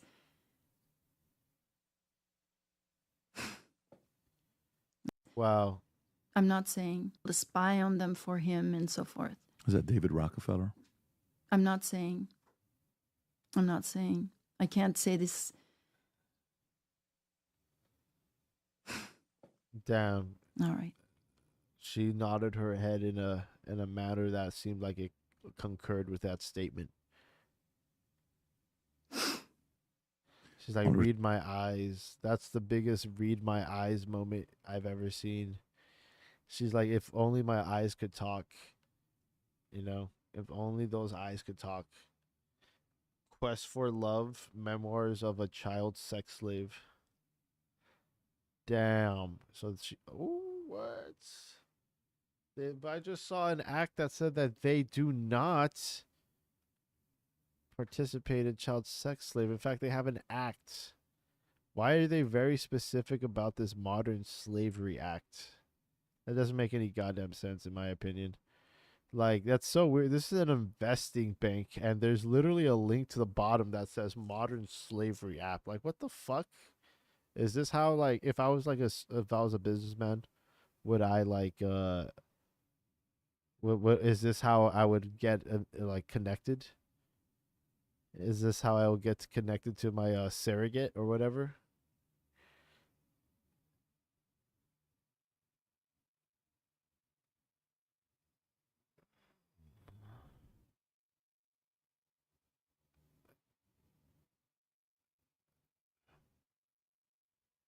ESG.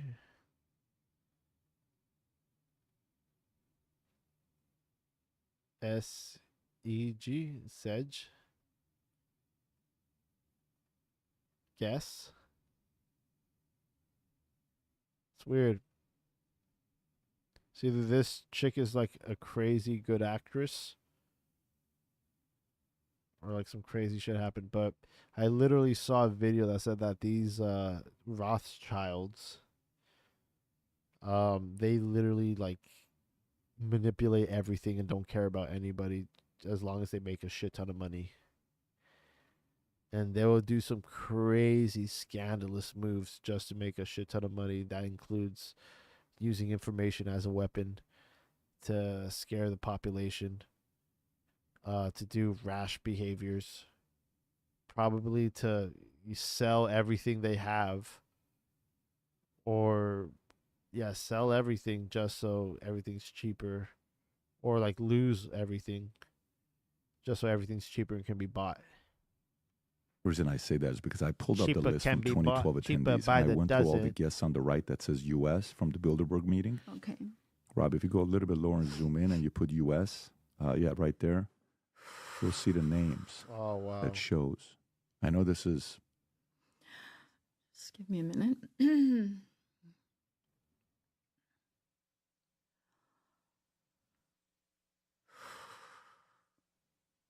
Well, I can't lie, but it's scary. Is she an actress? I don't know if she's an actress. I don't know if they got an actress there.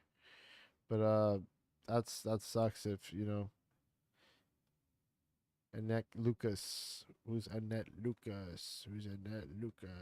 Who is this?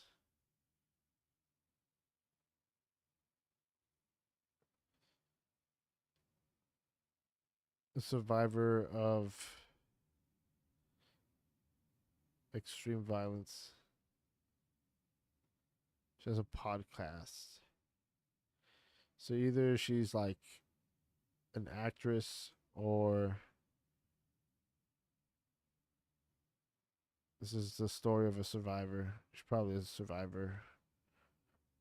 But she also could probably be an actress. There's no way you could say something like this and not be like killed immediately, not have a career. There's no way you could be like this and have a career about it. Playing both sides in a way. It's a way to play both sides instead of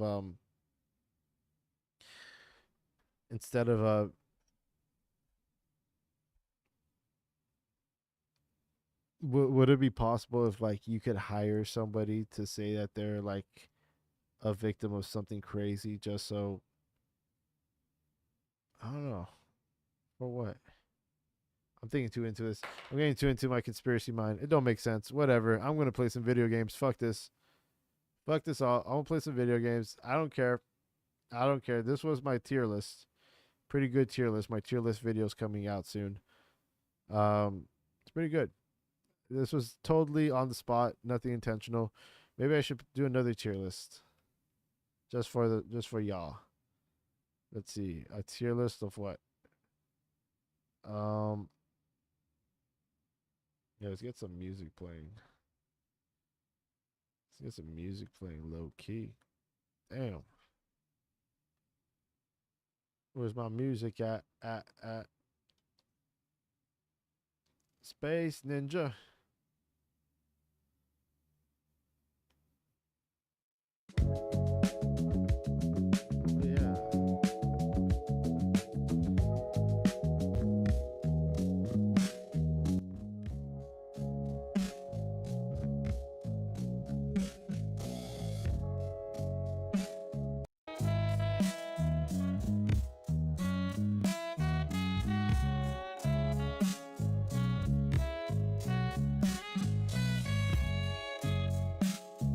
Video game baddies.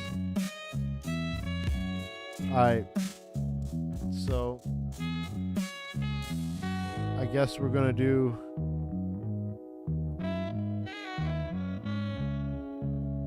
Sunny. I don't know who Sunny is. This is a tier list of video game main characters. And off the bat, I don't know who Sunny is. I don't know who Hat Kid is either. Oh, what? Come on. I can't use it. My votes? What? Oh, this is what I'm... No, go back. No, go back. Ah, lame. I get it. It's not the other one. No, go back. I don't like it.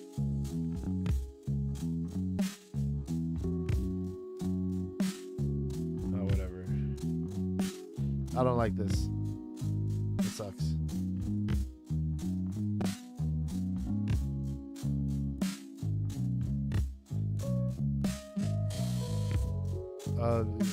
Yeah, I like that.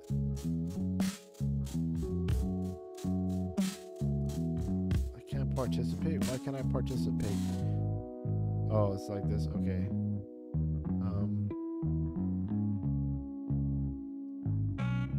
Most voted.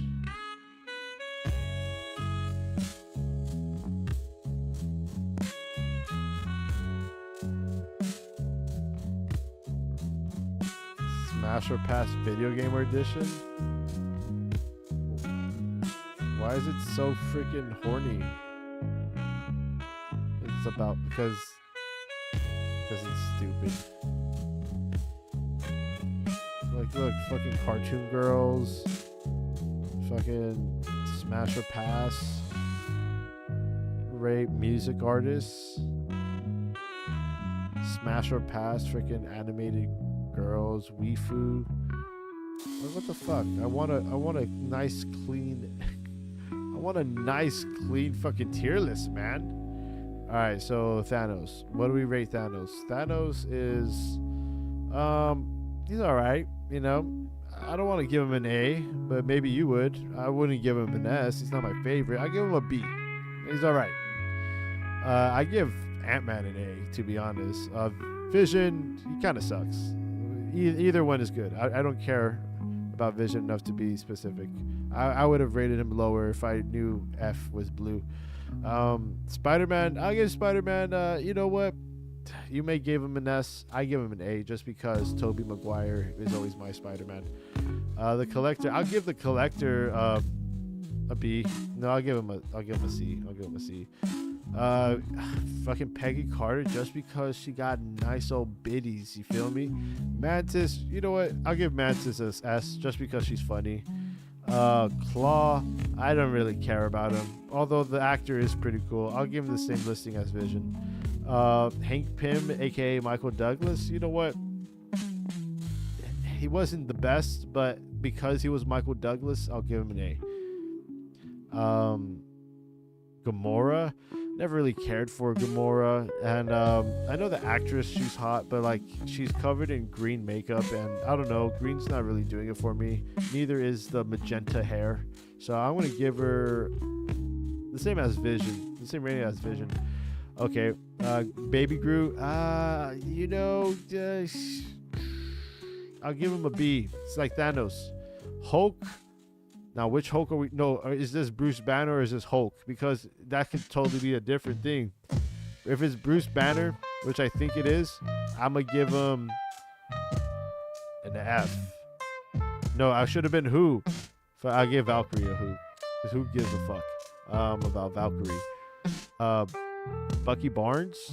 Maybe he could have a place. You know what? Bucky is good. I'm going to give Bucky an S. Yeah, that's right. M'Baku. M'Baku.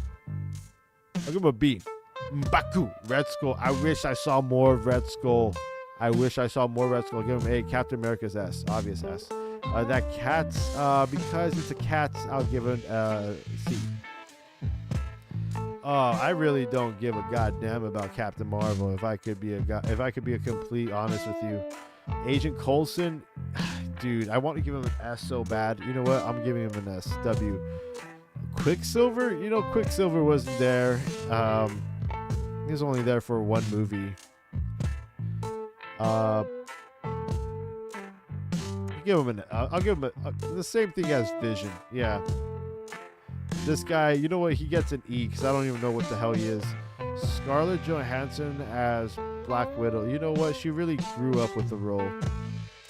Meaning she grew up from like a hot chick from the club to like somebody's soccer mom. Who is still pretty hot? Yeah, Renee. Dude, freaking Ego. Ego is pretty sick. I'm not gonna lie. I like Ego. S all the way S. That guy, I'll give him an E. It was funny. Groot, I'll give Groot an A. She was kind of forgettable, but she was there. Just because the actress was in my favorite stories of Doctor Who, I'll give her an A. Yeah. Drax, I'm giving it an S all the way. Hela is a good villain. Honestly, I feel like Hela could mad kill Thanos like easy, because Hela is a freaking good villain. I'll give Hela an A above Thanos. Jon Favreau, what did he play? Hulk? He played himself. I know he's played Hollywood Hogan or Hulk Hogan or Happy Hogan. Fuck. I'm putting him with this guy. Who the fuck is it? Oh, Tony Stark's dad. That's Tony Stark's dad. God, I'm gonna put who, because who gives a fuck? Okay, there you go. Hulk. There. Yes. That's the Hulk. Thor. You know what? Put Thor right there too. Hulk. Thor deserves it. Teenage Groot. It was pretty cool. Give him an A. The fuck is this? The Mandarin? You know, put who. If I say who the fuck is this, I'm gonna put who. That kind of makes sense. Damn, the music's so loud, isn't it? Killmonger. Fuck. Killmonger is good. He was better than Thanos. I don't think he could beat Thanos in a one-on-one, but he was better than Thanos. Nah, he wasn't. I should have put him in C, honestly. Yeah, damn it. No, whatever. This guy's better than Killmonger.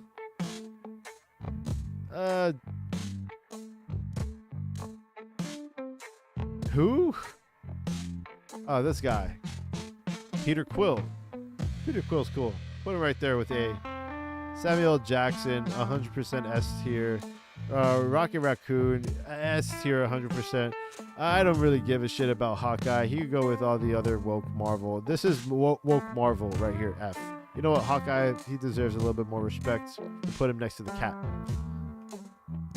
Okay, woke Marvel, right there. Get with the others. Get with the others. This is Black Panther. And Black Panther, he's alright. He's cool. I'll put him with Thanos. And M'Baku. Pepper Potts. Oh my gosh, she kind of annoyed me. She annoyed me. I'll put her with Jon Favreau. Happy Hogan. They could do their weird shits in the background over there. Okay, this guy, the bad guy from the first Guardians, he was alright. He was on par with Thanos. Maybe a little lower, because I didn't care. Wanda, oh my god, she's gorgeous.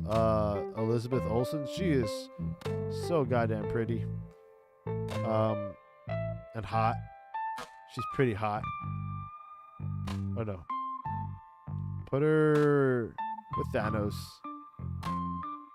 Oh, that was a slight above Thanos, wasn't it?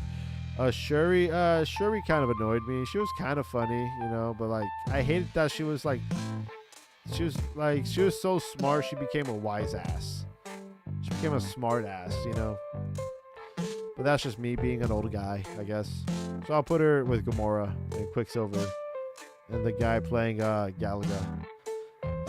Stan the Manly has to be there. You know what? I like Doctor Strange, and I like the actor that plays at him. I just don't like the writing. So, you know what? Thanos. You got Doctor Strange. Loki, he's a little bit better, but you know what? I don't want to give Loki an A tier. I just don't. I don't know why. I don't want to give Loki anything more than a B. I don't know why. Don Cheadle, aka War Machine. He was pretty cool. Put him next to Loki. Next to the ancient one. You know, she teaches Doctor Strange's things, and I don't know. I don't really give a shit about the Ancient One, if I could be 100% honest with you. I put her with woke Marvel. Because she was kind of woke. The Ancient One is supposed to be like this old Asian guy. Oh, Robert Downey goddamn Jr. Right there next to Stan Lee, buddy. Ultron wasn't written right, but I like the character. Put it next to Thanos.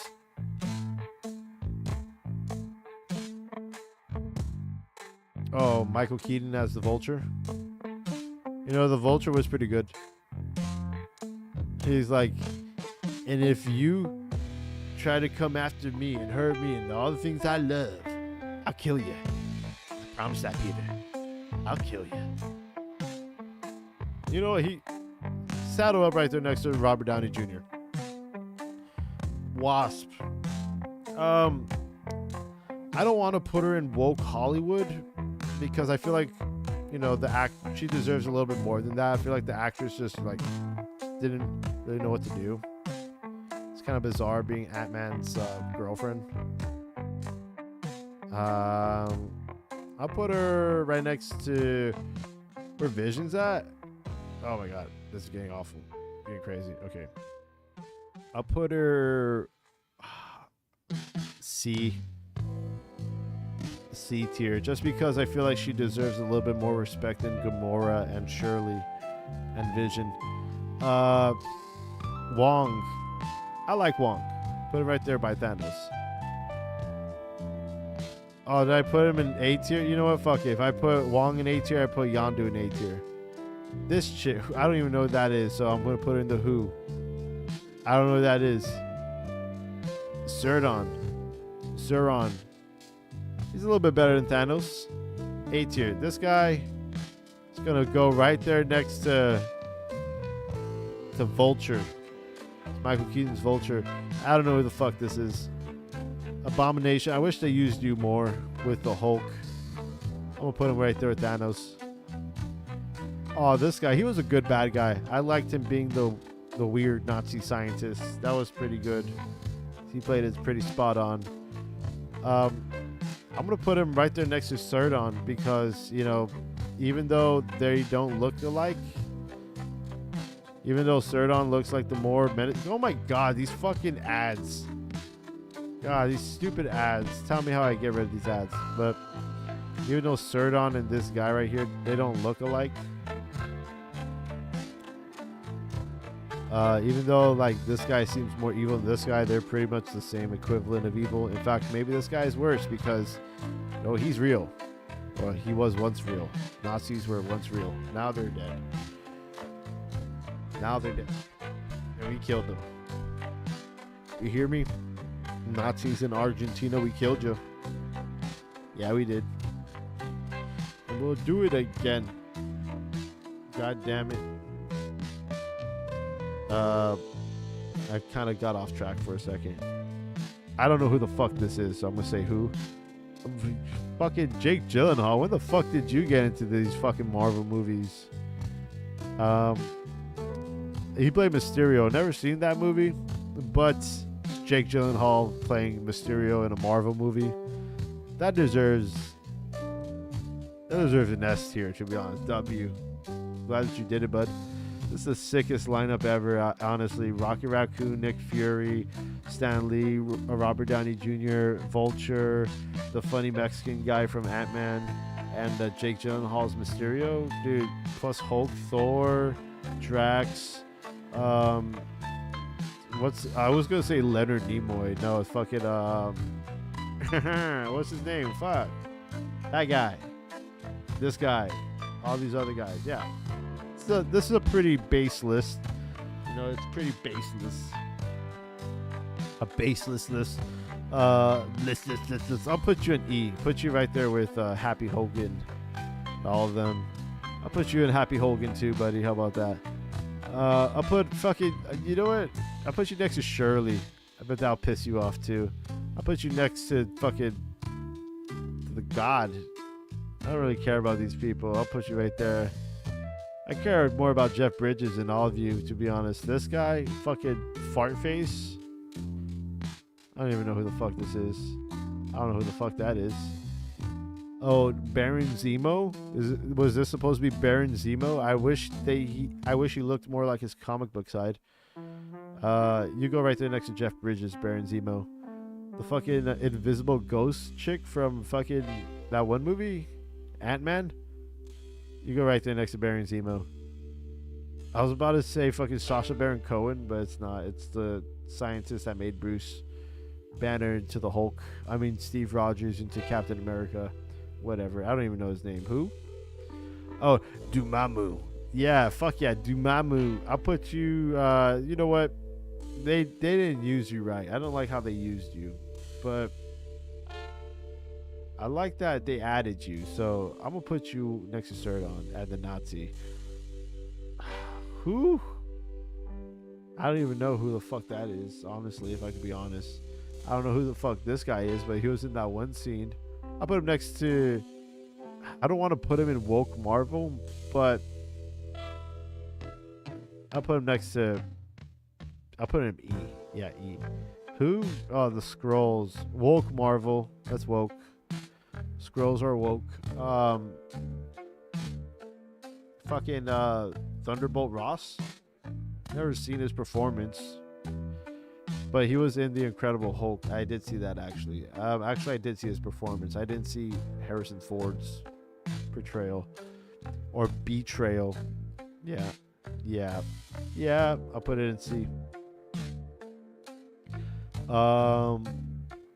Bumblebee.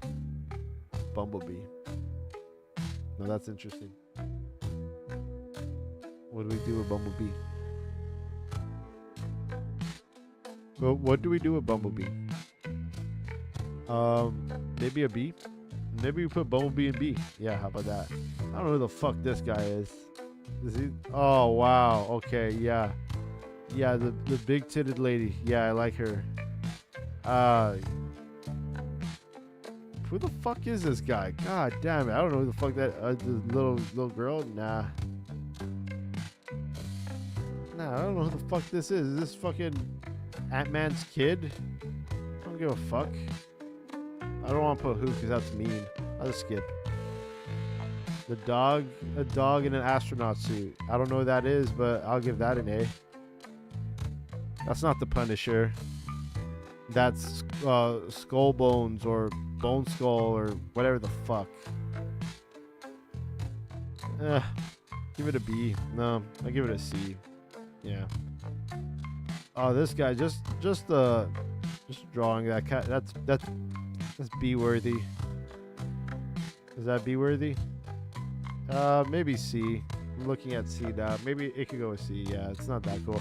Howard the Duck. That's an A. That's an A in my book. This chick. You know what?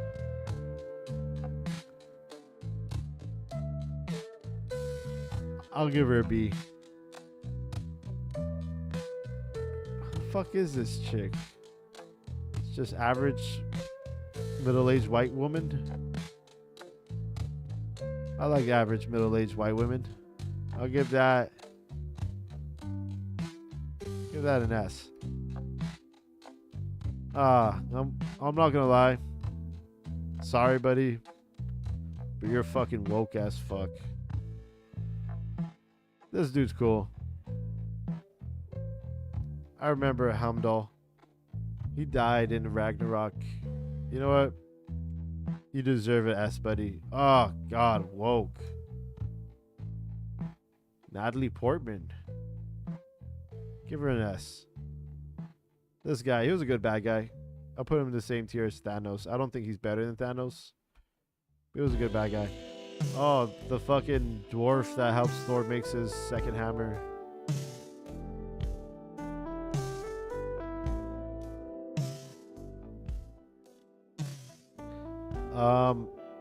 Give him an A.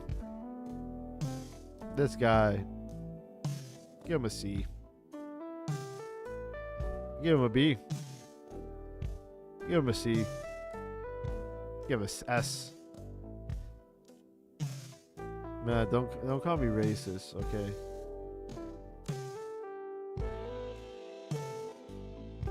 B. Is that Dave Chappelle? What the fuck is that? Oh my god, woke. Why the fuck is Sylvester Stallone in this shit? I'm just confused. I'm gonna skip this.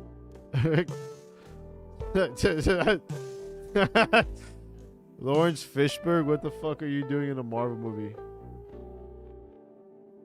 The blonde woman is Peggy's daughter. Oh, dude, I totally didn't even see your comments. He died in Infinity War. Who died in Infinity War?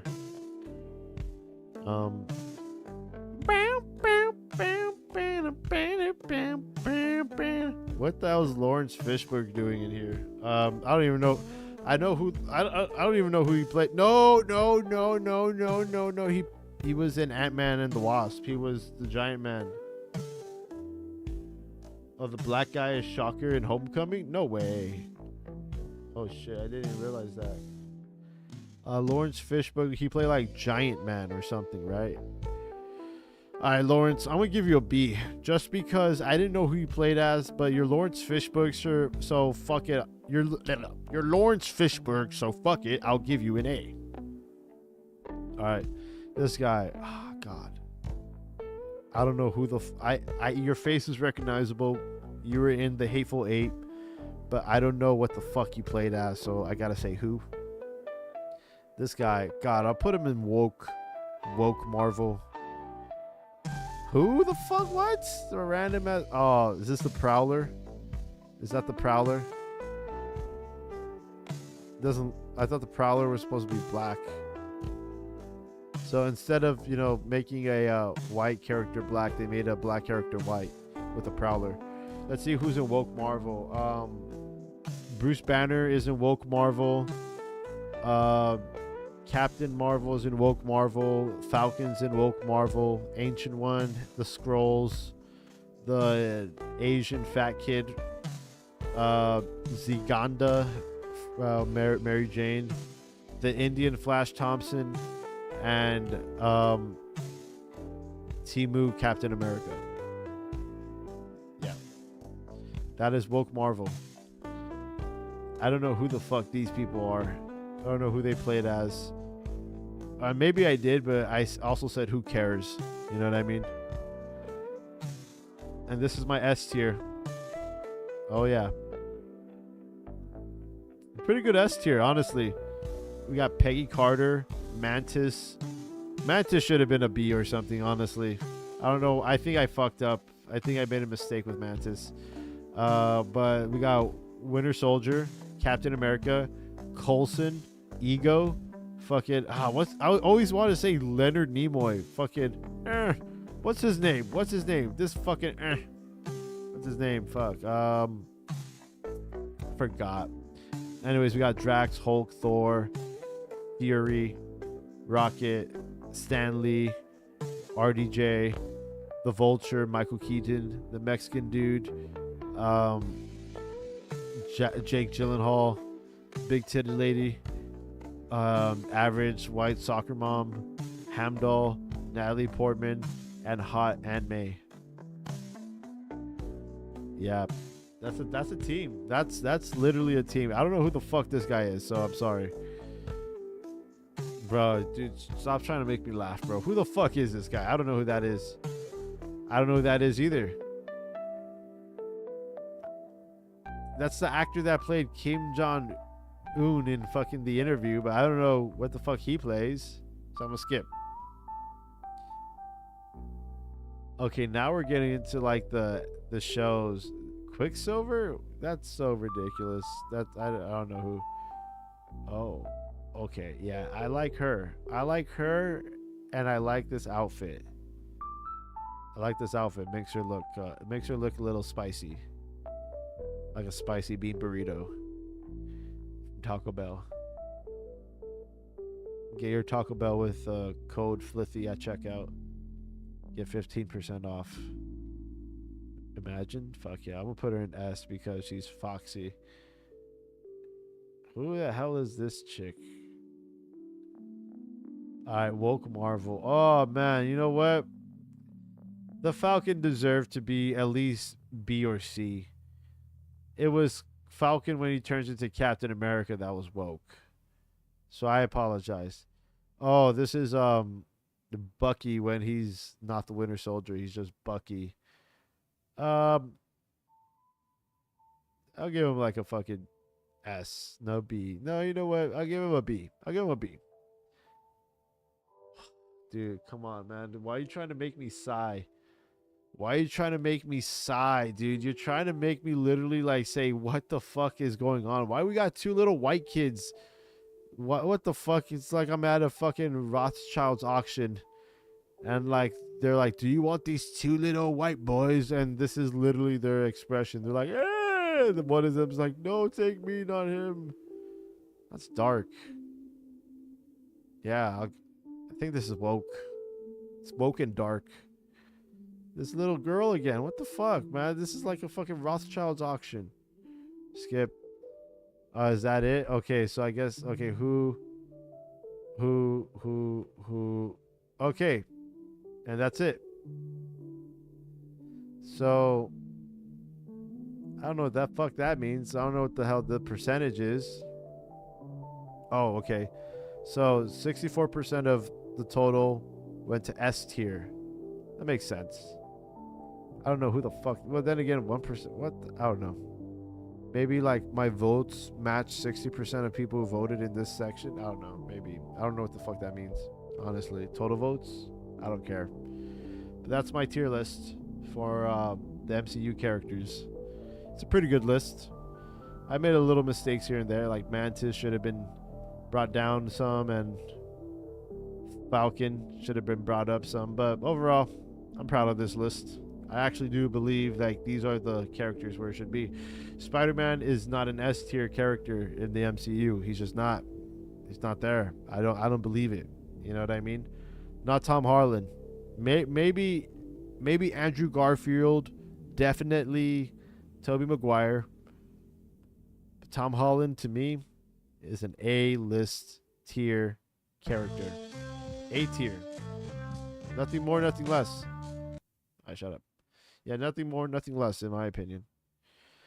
He's on the same tier as Howard the Duck. Yeah. Spider-Man is on the same tier as Howard the Duck and Ant-Man. Spider-Man is as cool as Ant-Man in the MCU. And it's the truth. It's really the truth. Because I think Ant-Man is as cool as Spider-Man as the MCU. I just don't like how... Well, I don't want to get into it too much. I just don't like how Tony Stark helps Spider-Man a lot. Especially when it comes to like creating suits and shit. It's not very comic accurate. It's kind of dumb and annoying. But whatever. You know, it's a good way to get cameos. Thanos is on the same tier list as Doctor Strange, Loki, and Black Panther, including the Abomination 2008, the Hulk. Because, I don't know, even though everybody likes Thanos and everybody thinks he's cool and hot shit, he literally, like, I don't know, I never thought Thanos was that cool. I mean, he's cool, but, like, he was never my go-to Marvel villain. Whenever I think of crazy galactic Marvel villains, I'm thinking of, like, Galactus or, like, someone else. Yeah, I'll be honest. When I first saw the Thanos teaser at the end of Avengers, I didn't know who the fuck that was. So maybe I'm not a real Marvels fan, but maybe I am and you're not. Yeah, because I made a tier list. Yeah, think about that. Anyways. Yeah. Yeah, I am a real Marvel. I am number one Marvel fan. Number one Marvel fan. Yeah. Anyways, and the rest is just characters that I chose based off my liking of them. Hawkeye is like a whatever character, as well as the Collector, as well as all these. Vision, I didn't really care about Vision nor Gamora, so these two slots are kind of similar. In fact, I just don't care about these characters a little more than I care about these characters. I care about these characters way more than I care about these characters. And this E section, this is literally like the Tony Stark sidekick the Tony Stark plot point characters. These are all characters that are in a Iron Man movie, and they have the humor of being in an Iron Man movie. They have the characteristics of being the side character to Tony Stark. All of them. Yep. Including this guy from space, from Guardians of the Galaxy. Him saying "Who?" to Star-Lord is very reminiscent of some Iron Man characters. Yeah. He deserves an A. Who do you think deserves an A? Thanos? Because of Trump? What do you mean because of Trump? Disney got rid of their LGBT, so no more woke Marvel as Star Wars. Yeah, we're gonna look over Natalie Portman, not Natalie Portman, Kathleen Kennedy, in a bit. In a bit. He deserves an A. You think so? You know what? He probably does, but I don't know. Is he on the same level as Star-Lord? You know, is he on the same level as this Stone guy? You know, Thanos does this. He deserves more. You know, Thanos does. He's a good Marvel enemy. He's a good Marvel character. I just feel like they downplayed him on Endgame, in my opinion. But that's not his fault. This list is completely based off like my understanding and my like relationship to the characters. But anyways, F is woke Marvel. All of these characters are woke Marvel. All of them. From the kids to smart ass Bruce Banner. Captain Marvel, woke. You know, Falcon, I wanted Falcon to like, I didn't realize I was going to get another Falcon. This is the Falcon that's woke, Captain America Falcon. This Falcon is all right. I like this Falcon. I could have put this Falcon maybe on a B tier, maybe on an A tier. But yeah, I'm just a little upset that I messed up with this one, but it's all right. The ancient one, woke, because should be an old Asian guy, really. Scrolls, I like the Scrolls, but their whole storyline was very woke. The fat Asian guy from fucking Spider-Man, woke. Zidanga, woke. Indian Flash, woke. Timu Captain America, woke. Falcon Captain America, woke. And white boys from WandaVision, woke. It's funny how we have two Captain Americas that are in the woke category. It just shows you the propaganda Disney has on wokeifying these characters. And then these are all the who I don't care and I don't know characters. Nice. Wonderful. All right, Kathleen Kennedy. That sounds like a Pokemon.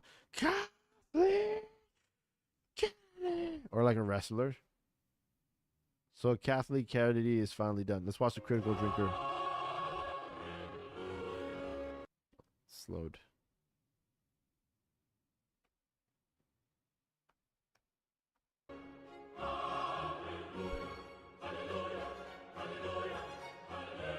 Yeah, Kathleen Kennedy's done. It's done. Yes, Mr. Frodo. It's over now. Well, I hope I put Loki in the S tier because the show is really sick. I didn't see the show. Where's Loki? Loki is Loki's B tier. Loki's right next to Doctor Strange. I know. I said Loki should have been A, but I couldn't put him in A tier. I don't know, something about Loki. The MCU Loki never really. I never really thought he was as cool as Robert Downey Jr. or Spider-Man. But yeah. finally happened. After years of rumor and speculation, false claims, deception, and ejaculation, it seems that Kathleen Kennedy is finally leaving Lucasfilm. I know, we've heard this same thing 100 times over from every clickbait, algorithm watch the show. chasing rumor merchant on YouTube. If I get but in Disney. this case, it looks like it's actually legit. All the major trades are reporting the same thing. She's decided to step down when her contract expires at the end of this year. She hasn't been fired, she's not leaving in disgrace, and she hasn't been forced out by some internal coup. She's going out as we all knew she would, when she was damn well good and ready, probably to a shower of Lifetime Achievement Awards, meaningless accolades and fake praise from the shill media, not to mention the golden handshake to end all golden handshakes, but leaving she is. This, dear viewer, is it. The Kennedy era of Star Wars is at an end. Wow. And wow, what an era it's been. Tell me, what was your favourite aspect of her tenure? Was it her stunning and brave decision to relaunch a multi-billion-dollar franchise with a trilogy of movies that had no particular plan or creative roadmap? Was it her savvy move of hiring an arrogant, pretentious wannabe auteur with zero respect or understanding of the franchise, and then giving him a creative blank check to write the middle entry of a trilogy where he ended up killing off most of the major storylines and characters? Looking back, would you change anything in your script, or do you stand by all your choices? Nope, stand by every choice. Stand by every choice. Wow. Stand by every choice. Maybe it was the way That's she wisely failed to properly manage her writers and directors. Dude, that's so crazy. They so ruined Star Wars. Why did they do this? Why did they do this? Why did they ruin Star Wars? Oh, God. Fuck, man. They mad ruined Star Wars, and it pisses me off because I like Star Wars. I think Star Wars is sick.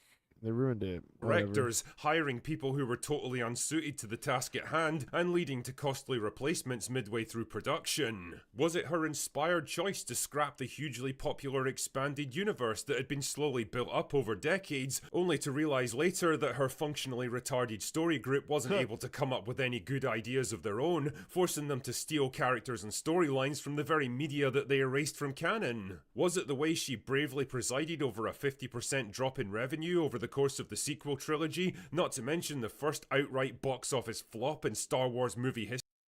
Damn, that dude, they did not sustain. Yeah, like, fuck, man. That's so crazy. You could tell from this graph, this is what caused a division of the Star Wars franchise. The next movie is literally, it's not half. The last movie is half. Half of the audience is uninterested in watching Star Wars. Literally half of the audience from episode 7 did not return to episode fucking 9. Half of the audience did not continue with this story. In fact, you lost more than 50% of the audience with the second installment. This is not a good fucking roadmap. If I were to see this, I would not hire the person responsible for this, especially when you have so much fucking interest of Star Wars. This is a simple number to maintain. Just do what fans want to see. They tell you what they want to see on the freaking internet. Just take note. But nobody gave a damn. They say Rogue One was a good movie, but you know what? I still haven't seen Rogue One, and I don't think I am. Yeah, dude. Rogue One wasn't too bad. It probably was the best one out of everything, but I'm not going to see it because I'm part of the percentage that didn't return to the 9th fucking movie. You know, the 7th movie was good. 7th movie was, did I say good? I mean, the 7th movie was weird. It was the exact same one as A New Hope. It was the exact same one. It was the exact same story, beat by beat, from A New Hope. And I was hoping that if it's the 7th movie, it should be like a continuation of the Star Wars story. But instead of a continuation, it's the same thing. Fucking desert orphan with hidden talents of the Force, on a quest to destroy this giant space station, and meets a bunch of wacky characters, and somebody drives a Millennium Falcon. It's literally the exact same story as A New Hope, but modernized. And I can't believe people defended it. Those people saw the rest of the movie. I didn't. At least we watched that Vader scene. Look it up on YouTube. I don't think I can. That's going to get copyright. I know it's sick, but I can't watch it because it's a movie. I could watch this because somebody on YouTube made it. Not to mention the first outright box office flop in Star Wars movie history. Perhaps it was the endless stream of speculative new film and TV projects that were announced way too early in development with no real... They literally had so much movies in a droid story. That's crazy. Imagine if we got a droid story. They had so much movies in store. That's so crazy. Outlaws, didn't that movie come out and it sucked? There's so much movies and so much games that they wanted to make. But it's crazy how their movies, them trying to like divide the fan base or not like pleasing the fan base or just completely like alienating the fan base, literally screwed off an entire studio's future projects. This is people's jobs for like the next 15 years. And just because they were stupid and selfish and wanted to fuck things up, they literally ruined the entire Star Wars franchise and also cost a lot of game developers, screenwriters, crew members, a bunch of jobs. So, yeah, fuck off, Kathleen Kennedy. I hope you fucking slip on a banana peel. Real plan, structure, or connection to reality, only to go nowhere and ultimately get cancelled. Maybe you appreciated the inspired way she brought back a 900-year-old Harrison Ford to play Indiana Jones one more time, yet again falling back on the tried and tested formula of making a once iconic straight white male hero into a sad, pathetic old man who's given up on life and has to be shown the correct way by a smart, sassy, spirited young woman who's better than him at everything. Or maybe you were truly impressed. Is that what Indiana Jones was? Why the fuck did you get Harrison Ford for? Is this supposed to be Indiana Jones? Who's given up on life and has to be shown the correct way by a smart, sassy, spirited young woman who's better than him at everything. Is this Indiana Jones? Is that really the plot of Indiana Jones? Like he just an old man that's waiting to die because he's an old man? Some fucking hippie chick with a fucking Doctor Who fucking jacket is going to like jump from building to building. Oh, come on. Or maybe you were truly impressed by Willow, a TV show so... I mean, like, okay, why not just make an original movie with this character? Why you gotta bring Indiana Jones into it? By a smart, sassy, spirited young woman who's better than him at everything. You know, like, why can't you just make a movie about this character? Original story about this character. Why do you have to bring Indiana Jones in on it? You know what I mean? Why do you have to sell this character in an Indiana Jones movie? You're literally causing people to go. You're causing hype for something that isn't real. You're basically telling the audience, "Hey, this is the next Indiana Jones story," but really it's this character. It's not Indiana Jones. That's why this woke thing is stupid. They're trying to create original characters using successful existing IP. It's the laziest form of writing ever. It's literally saying, instead of making something cool and awesome, I'm going to take something that's cool and awesome and show a character that's even more cooler and awesome than the cool and awesome thing that everybody thinks is cool and awesome. And that's how we're going to sell this new character in fucking future movies, because cool and awesome. It just doesn't even make sense. Like, if this was successful, is the next Indiana Jones movie just her? Are they even going to call it Indiana Jones? Or are they just going to call it this character's name? Like what the fuck? It just doesn't make any goddamn sense, in my honest opinion. Quick cash grabs, it really is, but like, it's not even cash grabs done right.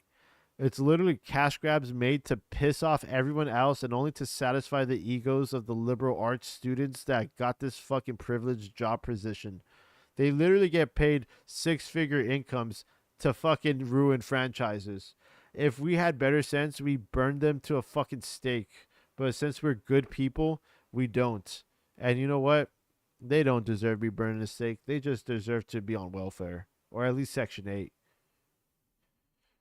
Or maybe you were truly impressed by Willow, a TV show so disastrously, embarrassingly awful that Disney actually chose to scrub it from their streaming service and take the tax write-off rather than allow it to continue existing. Or maybe it was her big brain decision to bombard the audience with a withering barrage of invincible, stoic, all-conquering self-insertion girl bosses shoved into absolutely everything that were so functionally identical they felt like they came off an assembly line, turning a well-known boys brand that everyone could enjoy into a prickly, preachy, pandering girl brand that nobody could enjoy. I know, Honestly, right? there's It just so doesn't many make any sense. achievements to pick from, it's hard to even know where to begin. Oh, wow. They say in business... So, did she really just... It's like that South Park scene. Put a chicken in, make it lame and gay. Was that really her go-ahead? Like, that was her, like, input? They said, we can't make this movie unless you put a chick in it and make it lame and gay. That's so crazy. South Park is so on the ball. Dude.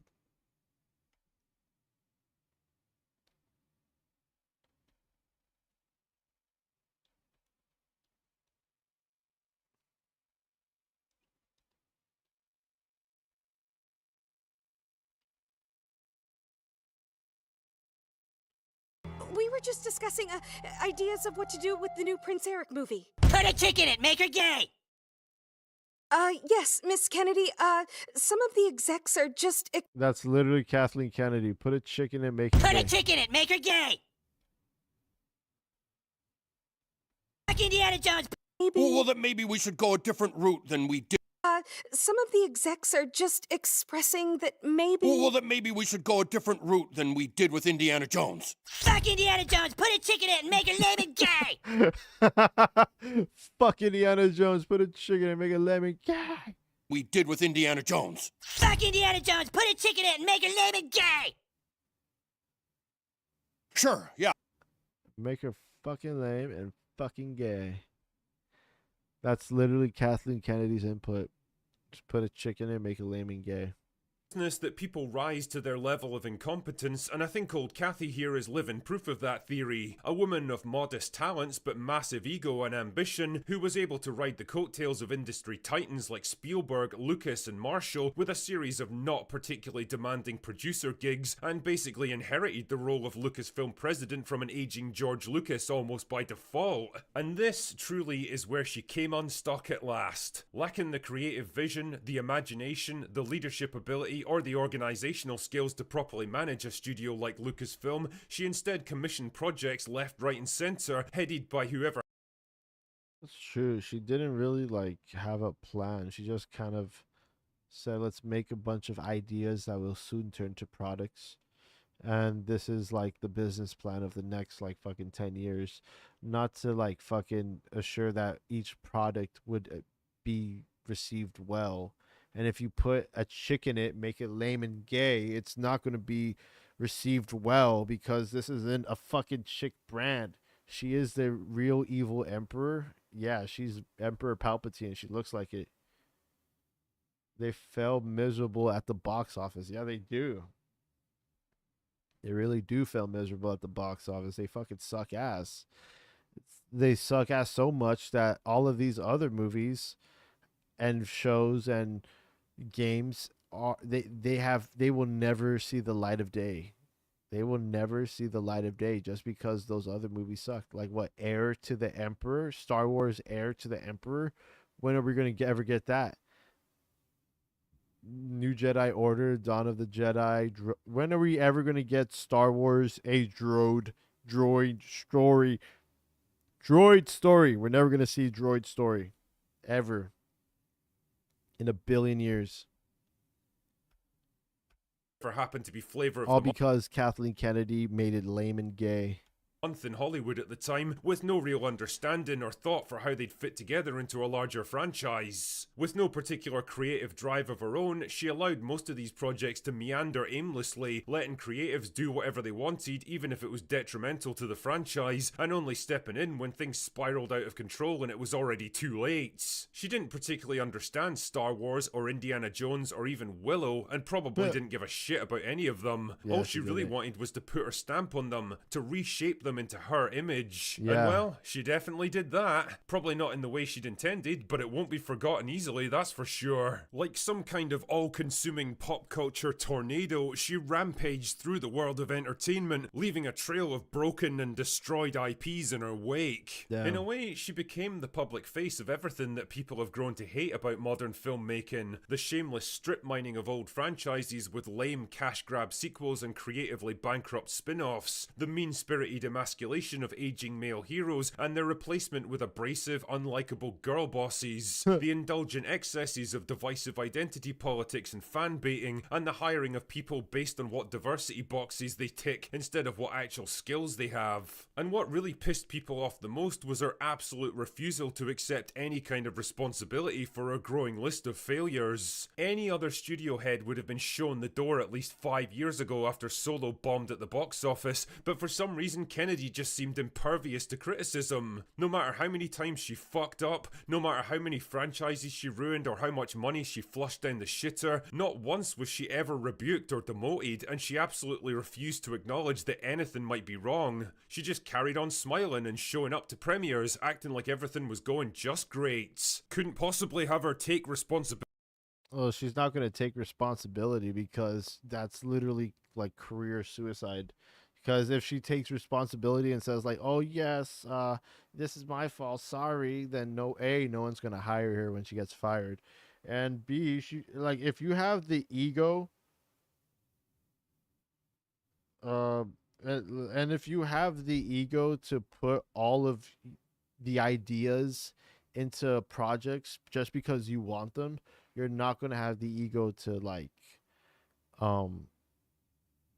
you're not going to have the ego to admit fault, because it's never your fault. It's always something else. It's if it's not her fault, it's our fault because we didn't like it. You know what I mean? It's our For our own fuck-ups, could we? Jesus, and they talk about the male ego. But you can only ignore time and reality for so long. And now that she's 72 years old and basically run out of things to ruin, I guess it was time for her to call it a day. And when she walks out that door at Lucasfilm for the last time, I'm sure she'll be showered with all the praise and awards that Hollywood can bestow on her. She'll have endless bootlicking articles gushing about how she broke glass ceilings and blazed a trail for female producers everywhere, and probably a best-selling autobiography about her incredible career accomplishments. Yeah.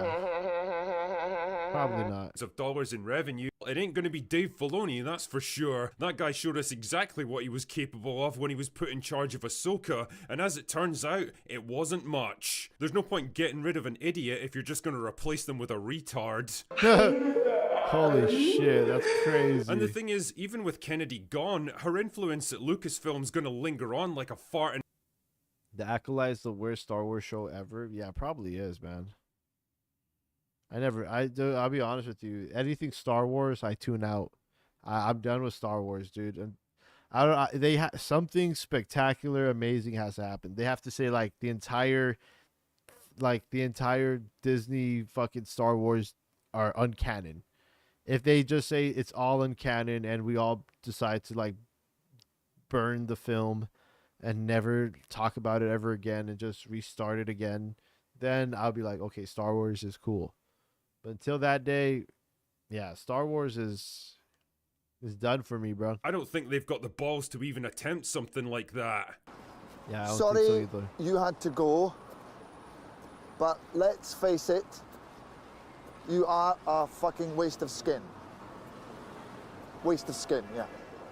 Anyway, that's all I've got Waste for of today. skin, yeah. Go away now. Yeah, well, I'm going to end This the episode stream and brought I'm to you going to by- watch the Nostalgia Crit talk about Batman, Superman. I guess that's it for this stream. We did a lot of watching movies and reading and tier listing and talking about conspiracies, and maybe we learned something today. Maybe that's the important thing about today. Maybe that's the lesson.